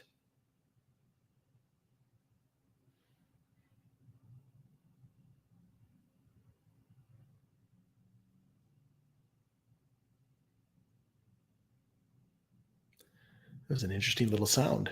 Mm-hmm. Sounded like it came from the house, not out there. For those of you who didn't hear it, that almost, I don't even know how to describe it. It almost sounded like if you took like a bag of laundry and like plopped it on the floor, like that type of That drop in the duffel bag yeah. sound. Did you hear that? Is that normal for here? I can't say that I've really heard it before. Okay. I don't know if it's the angle that I'm sitting at or what, but my eyes keep getting drawn to that old kitchen. It could just be the direction I'm sitting, but Could be. But shall we move on to sure. experiment number 2? Sure. All right. So here's what's going to happen. For any of you who are watching it, you're about to get seasick. Because I'm going to pick up my laptop with the camera still running, and the microphone, and move it to the next place that we are going to go, which is down the hall. So I'll put it out so you don't have to look at my chest for 30 seconds. You'll be able to see the house. Both of them are glorious, I might add. But that was for all the ladies. Hey, ladies. So we're going to set up in like Williams Library.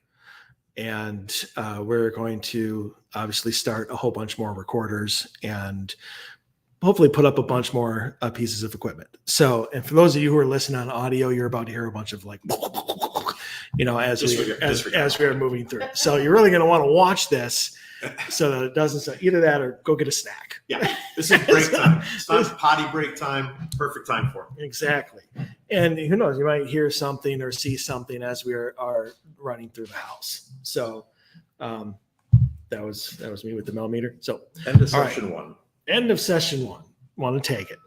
Yeah, you always want to tag your stuff. Anybody who is William, Al, anybody who has answered any of our questions so far, thank you very much. Yep. We are going to move down the hallway and start again. So see you in a minute. Another quick piece of advice before we move. Try to stop your recorder every time you're going to refocus your attention on something. So if your whole entire mentality changes for your questions are going to go a specific direction, then stop your recorder, restart a folder, and retag it. It helps a lot when you're going through listening to it. I know that from experience. Can you unplug that? Yeah. And grab a couple pieces of equipment? Yep. Can you hear anything? If you want to be my train holder.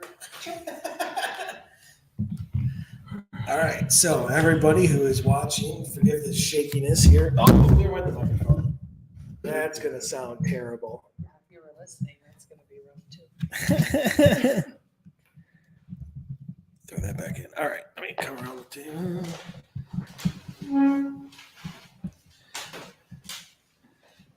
There we go. All right, so here's the beautiful. I hope people see. I'm going to move that. This is where you check in when you come in. Keys. Yeah, there's the old kitchen. It still has a lot of the old beautiful staircase.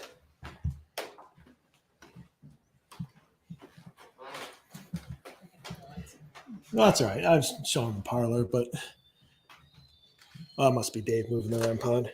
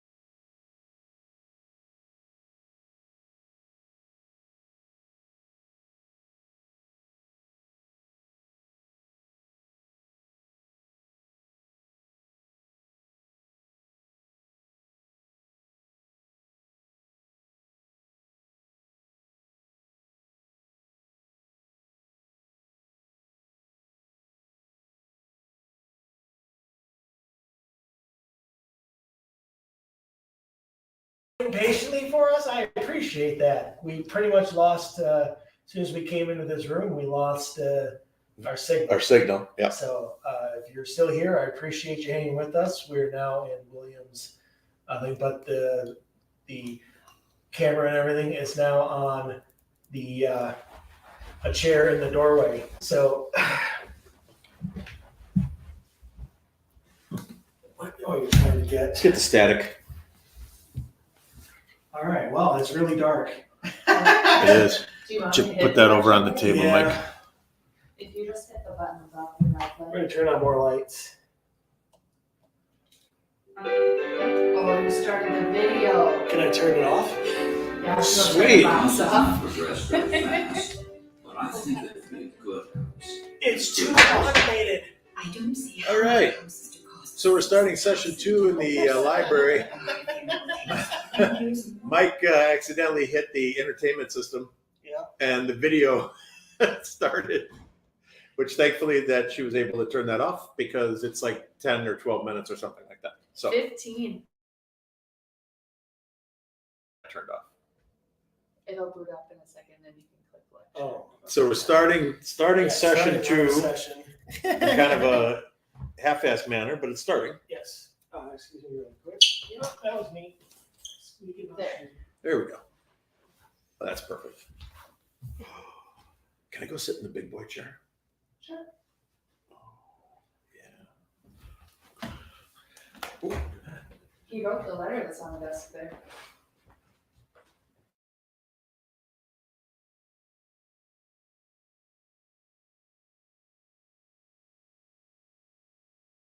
I wonder if people are able to see that. It's, I'm not projecting, but if you look, there's a light. I didn't even touch that. Yeah, but my EMF meter's not picking up the damn thing. That's a static electricity. Say, I apologize right now for all of the banging that everybody is going to hear on the audio version of this. So I am starting. And if you have this many recorders, you can do this as well. Is I have started different recorders.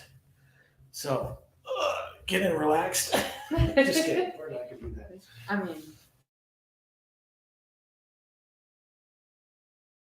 I don't know if people are going to be able to see it or not. So all right. That's okay. As long as you can hear us. As long as you can hear us. Yep. So, William, one of the things, I mean, Mariah mentioned this earlier in her interview.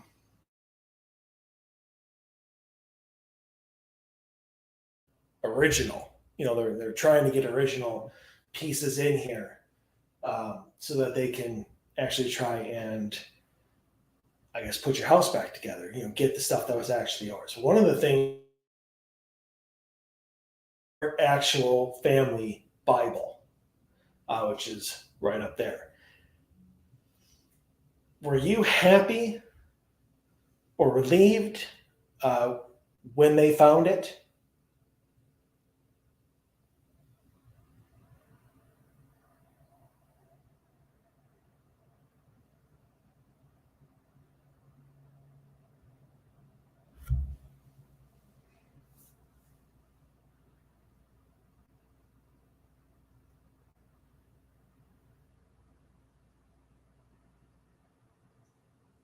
William, I'm sitting at your desk and I'm curious, following up on Mike's question.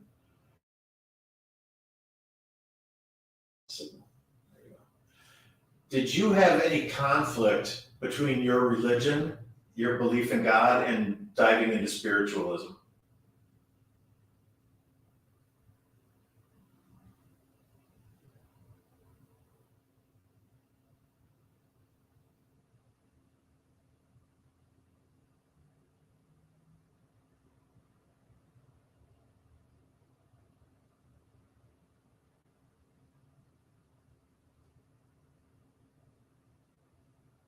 Also, and I'm going to ask this question with the spirit box, but I'm curious if you're in here in your library with us, Did you receive any answers that you were?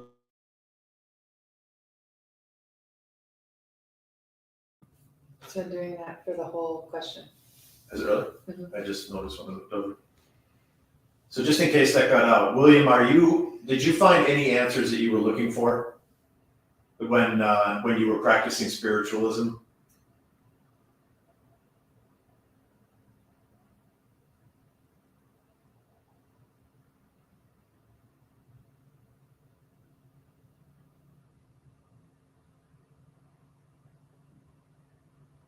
One of the main theories that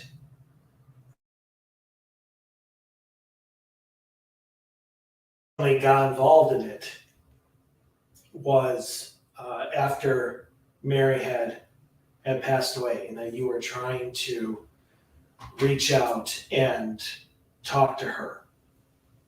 Is that true?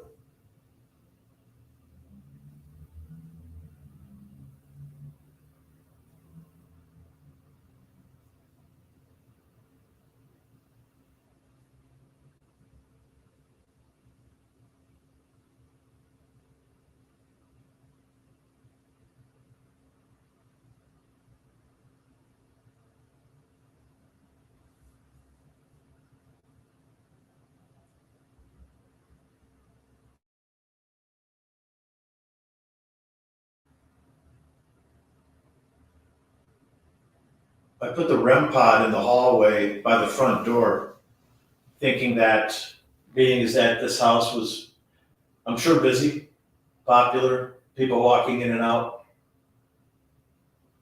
And I don't feel there's anybody in the room with us right now. So I'm wondering if you're on the outskirts. And that's kind of the feeling I'm getting, is that you're on the outskirts listening, but that you're not in here with us for whatever reason. Can somebody go over, I don't care who it is, and set off the REM pod for me?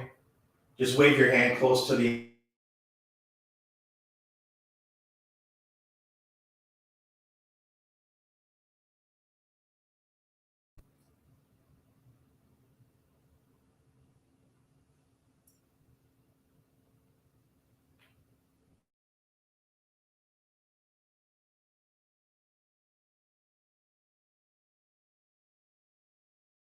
While we're here tonight, I'd like to try and give Mariah some confirmation that this house is active, that the LeDuc family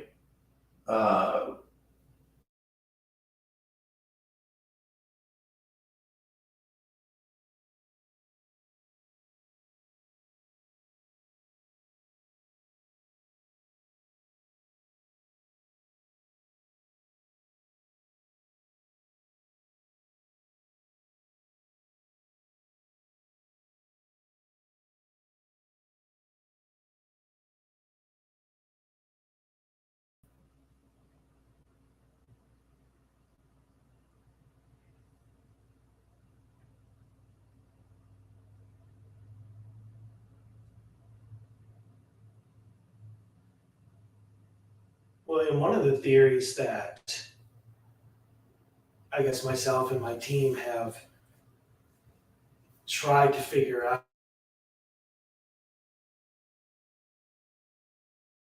your consciousness works. Since you left your physical body,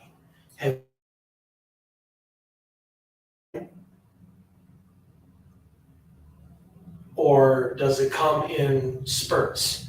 Are you here and then you come back and a lot of time has passed?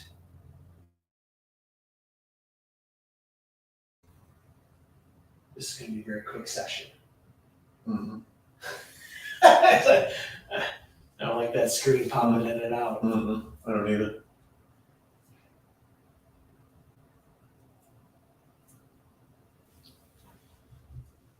That works for me. That's more time for the spirit box. Oh, well, we can ask a couple more questions. We didn't even get to talk about the spirit box in our equipment. Right. That's all right. We'll do a live demo. And there was much rejoicing. So one of my questions, William, or Al's, or especially you, Mary, is even as a living, like bodied person, not a lot of people like the sound that the spirit box makes. And I'm sure that every single team that has come in here to investigate, including mine, has used it. We have always gotten some very good and some very intelligent responses from you or from anybody that's around. Do you like that piece of equipment that we use, or would you prefer never to hear that?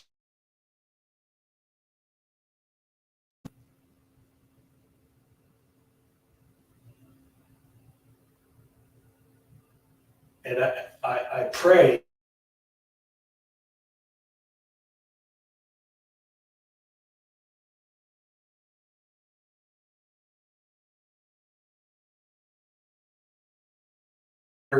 you're showing us that you don't like it.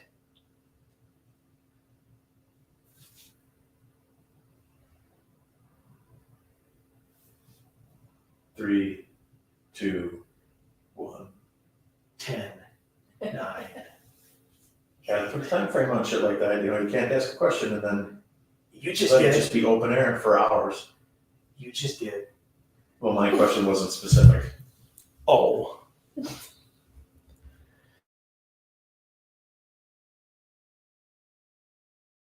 Yeah, don't mind us, William. Mommy and Daddy are having a fight. Your mommy. I'm Papa Dave, though, so how can it be Mom? Your Mama Dave now. No, I'm Papa Dave.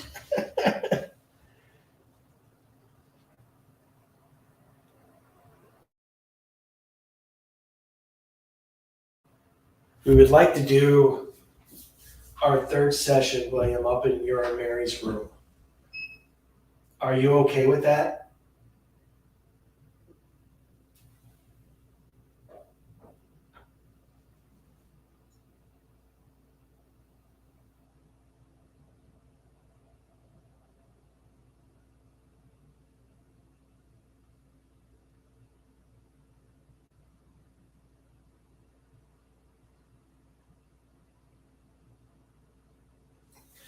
Could you maybe make a loud noise up in your room if you're all right with us coming up there?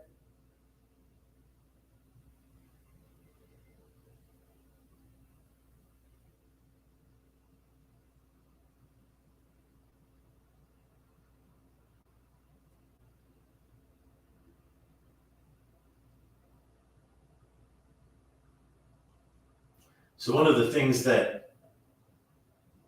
supposedly happens with spirit energy is you have the ability to manipulate electricity somewhat, to some extent.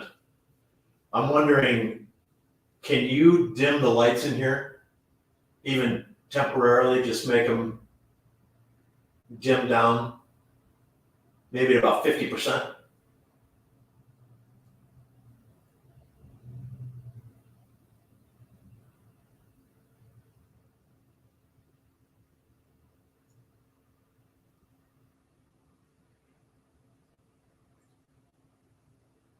Or if you hit that off button up there in the control, you can turn the lights off altogether.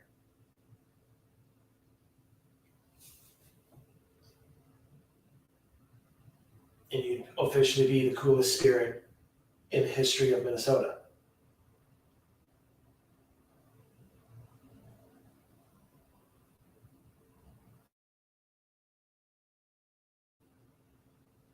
And I will give you credit for that.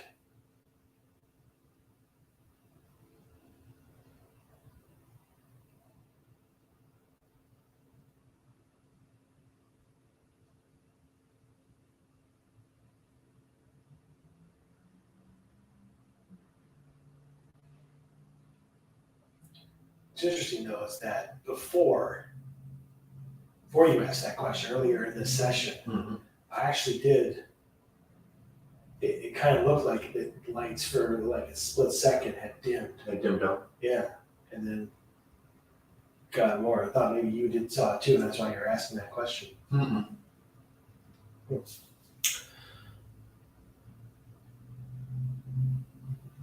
Okay, I think we're going to call this session, shut off, all the recorders, and I will then once again take you on a magical journey to the second floor and William and Mary's bedroom, where we will unfortunately do a spirit box session. And there was much rejoicing. By nobody in this room except Dave. So, all right, again, I think they're kind of cool. I didn't say I was rejoicing about it. I just think they're kind of cool. it's And because Switzerland. you haven't used one enough to know how awful they are. All right, so I'm ending this session here in Williams Library for all of these recorders. The time is, I don't know, 10 to 10, or 10 to 9, I mean. 10 to 9. Yeah. 10 to 10, holy shit. Yeah, no, this is a long show. That stopped. All right.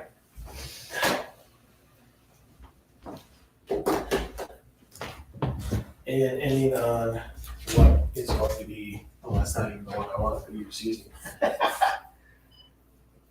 There it is. Okay. What I need to do first is go get the actual spirit box. I'll grab it because you got the laptop. Okay. Yeah, grab that, and then obviously one of the JBLs. Yep. You got this over here too. Yep. Thank you. All right. Oh, that was me. Boy, my shoes are squeaky tonight.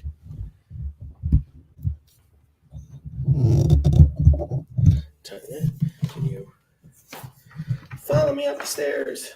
I would be honored. Don't lie to me. All right. Is everybody at home sitting good? We are heading up the stairs. Oh, I am on the cord. Never been in a wedding party, have you? I have. It just slipped out of my hands and I just stepped on it. I've been a dress fluffer. Maid of honor. I see. Only once, I'm assuming. So that's the children's room right there. The pathway to the attic. Going up another flight of stairs.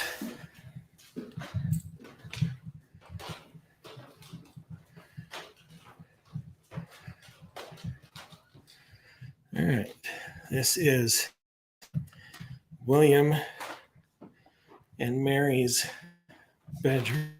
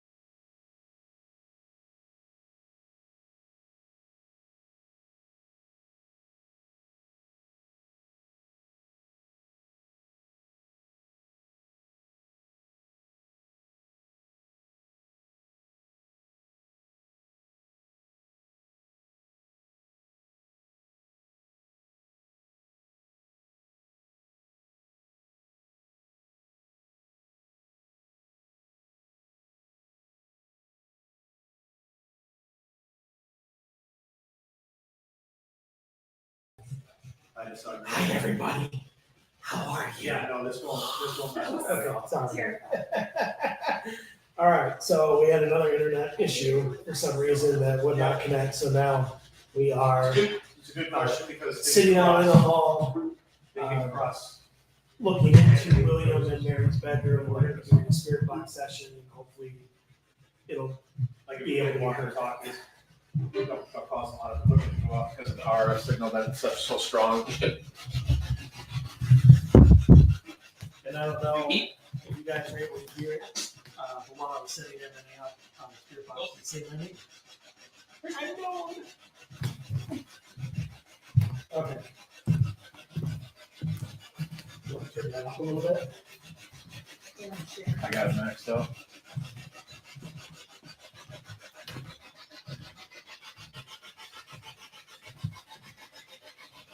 Did I use the max?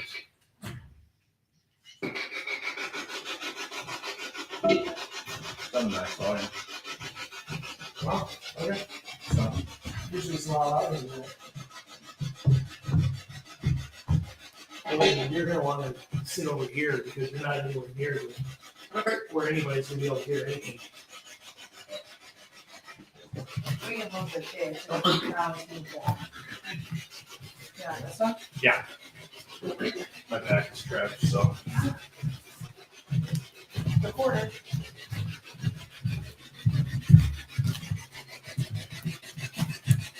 Yeah, I mean, right here is fine.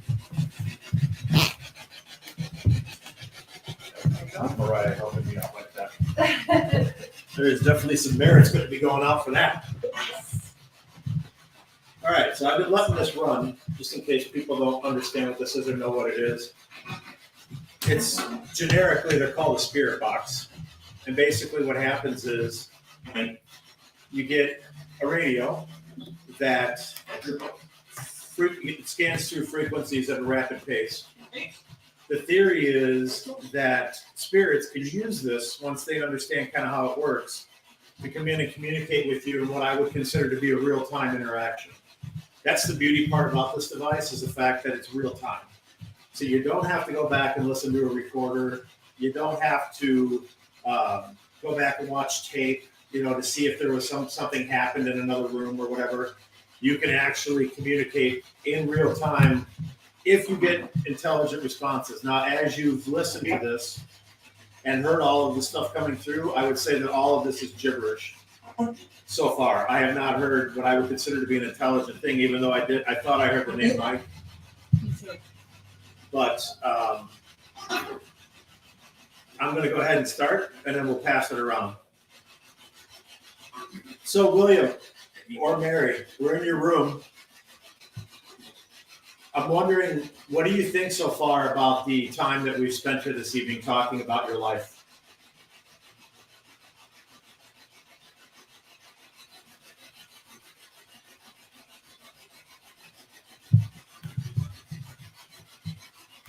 It's interesting that it went that quiet.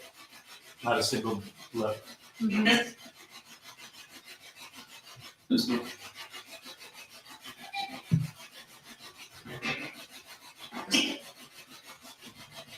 Are you okay with the fact that we're kind of discussing your life live on the air?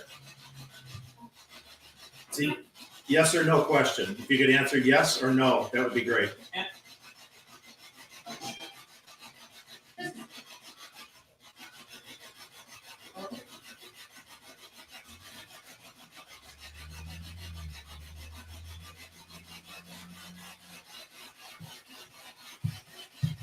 Just changing the sweep rate for a second.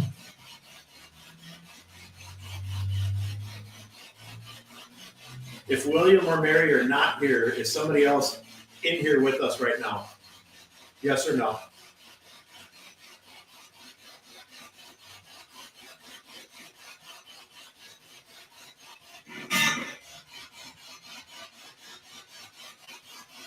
Continue.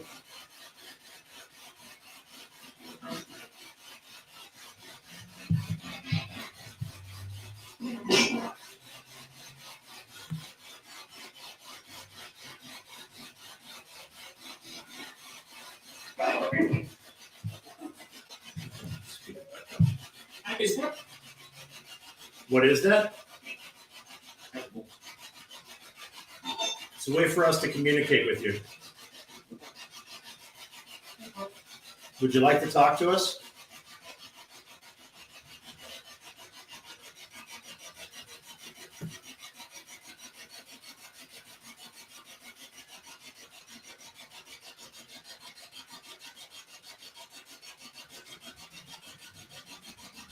William, if you could have had this device back when you were doing seances, would you have used it?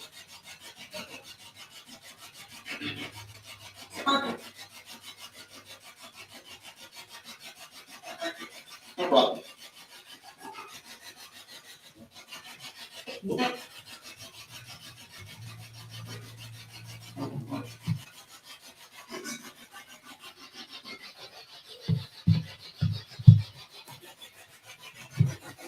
One of the theories too is that different energy from different people gets picked up in that device as you're holding it in your hand.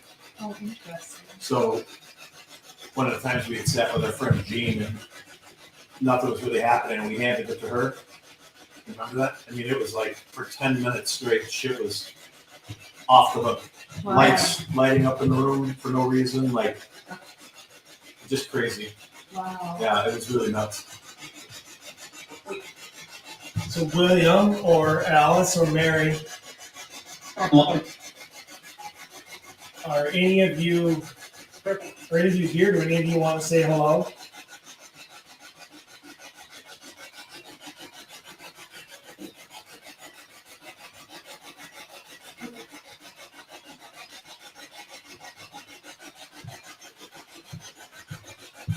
Is it possible for you to say one of our names?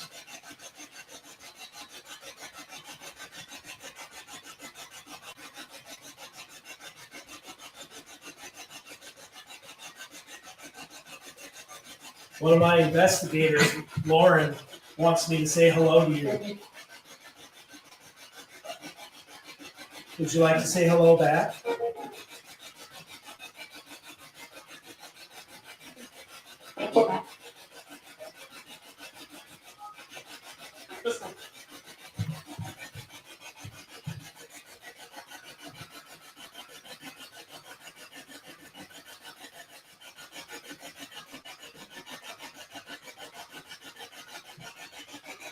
When teams come here to investigate, and all we're doing is kind of sitting around in the dark, do you like that better than what we're doing now with all the lights on, or doesn't it really matter to you?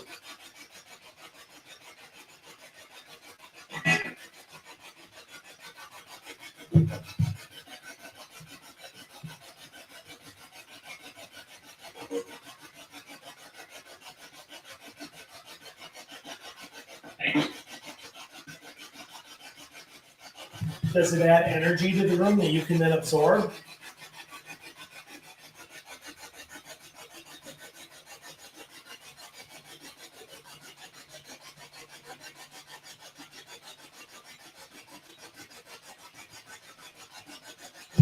Here's a question that we've talked about many times. I'm wondering, do you have more energy to interact with us during the nighttime or during daytime? Obviously, the same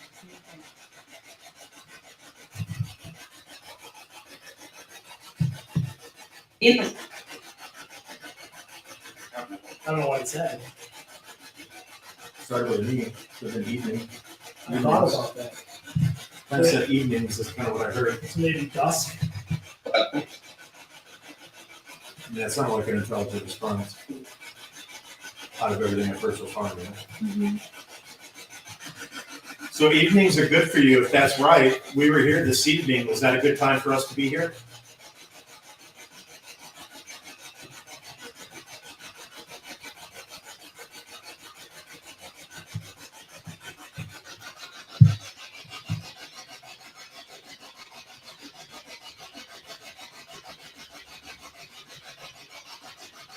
Is there something in the energy, maybe as the sun goes down and the moon comes up?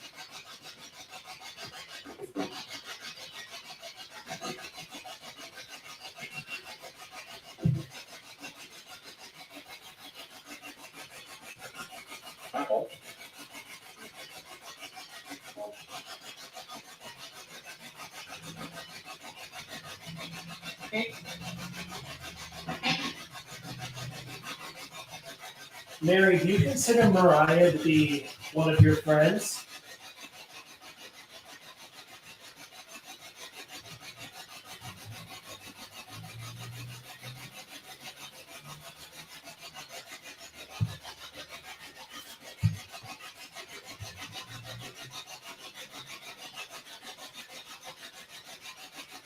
William, where did you practice your seances at?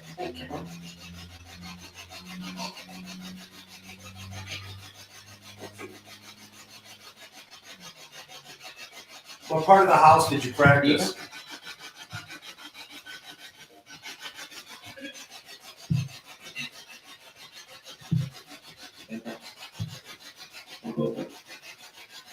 All over.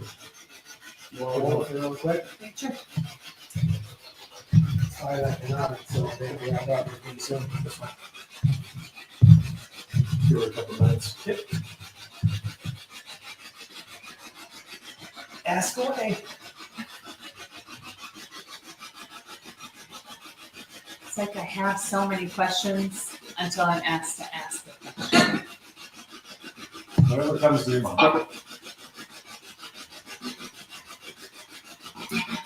Well, I wondered, building off of Mike's question, if there's something about like, you know, the transition from life to death and then the transition from day to night, if that's what, if the evening is better, would make it better.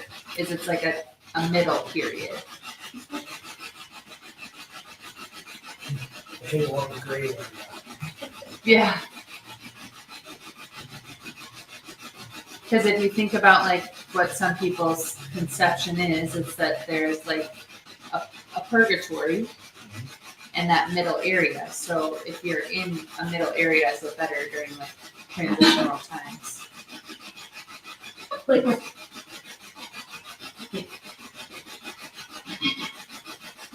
It's a little girl's voice. Sound like that anyway. Alice! That sounds like your voice again, or warm up.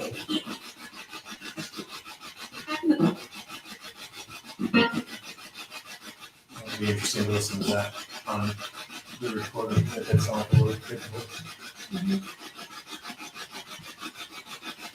Alice, every time that I have been here, I've caught what we thought was you, a little girl's voice.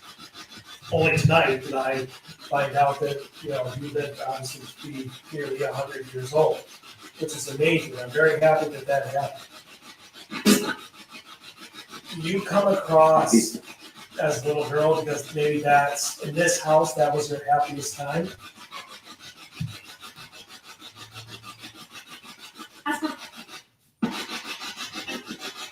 Because I can understand if you're under the impression that being an adult sucks.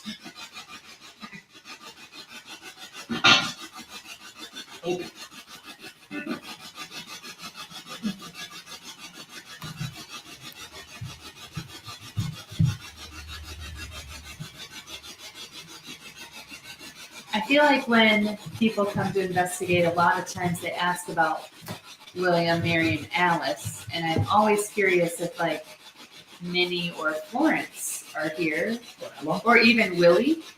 So if any of you are here, do you want to say hello?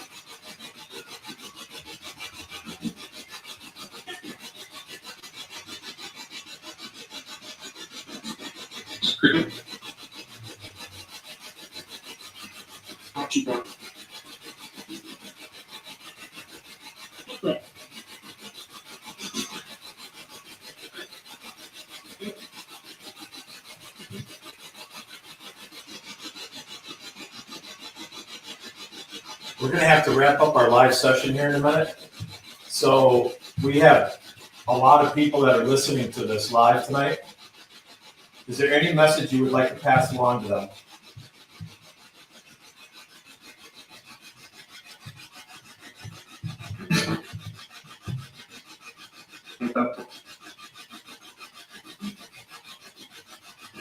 I would say be helpful.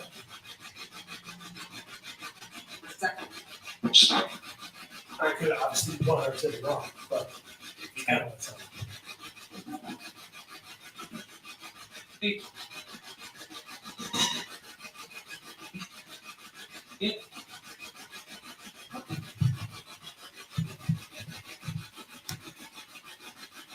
there's one final question, and really anybody in the house can answer this. Is there an easier way for us to communicate with you that we have not been using?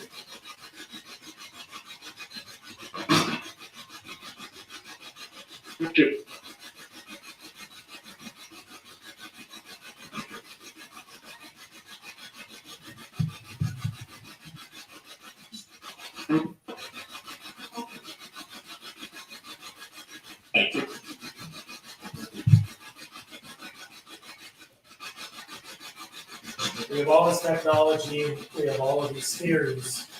What we don't have is any understanding. Is there anything that you can do to help us with that?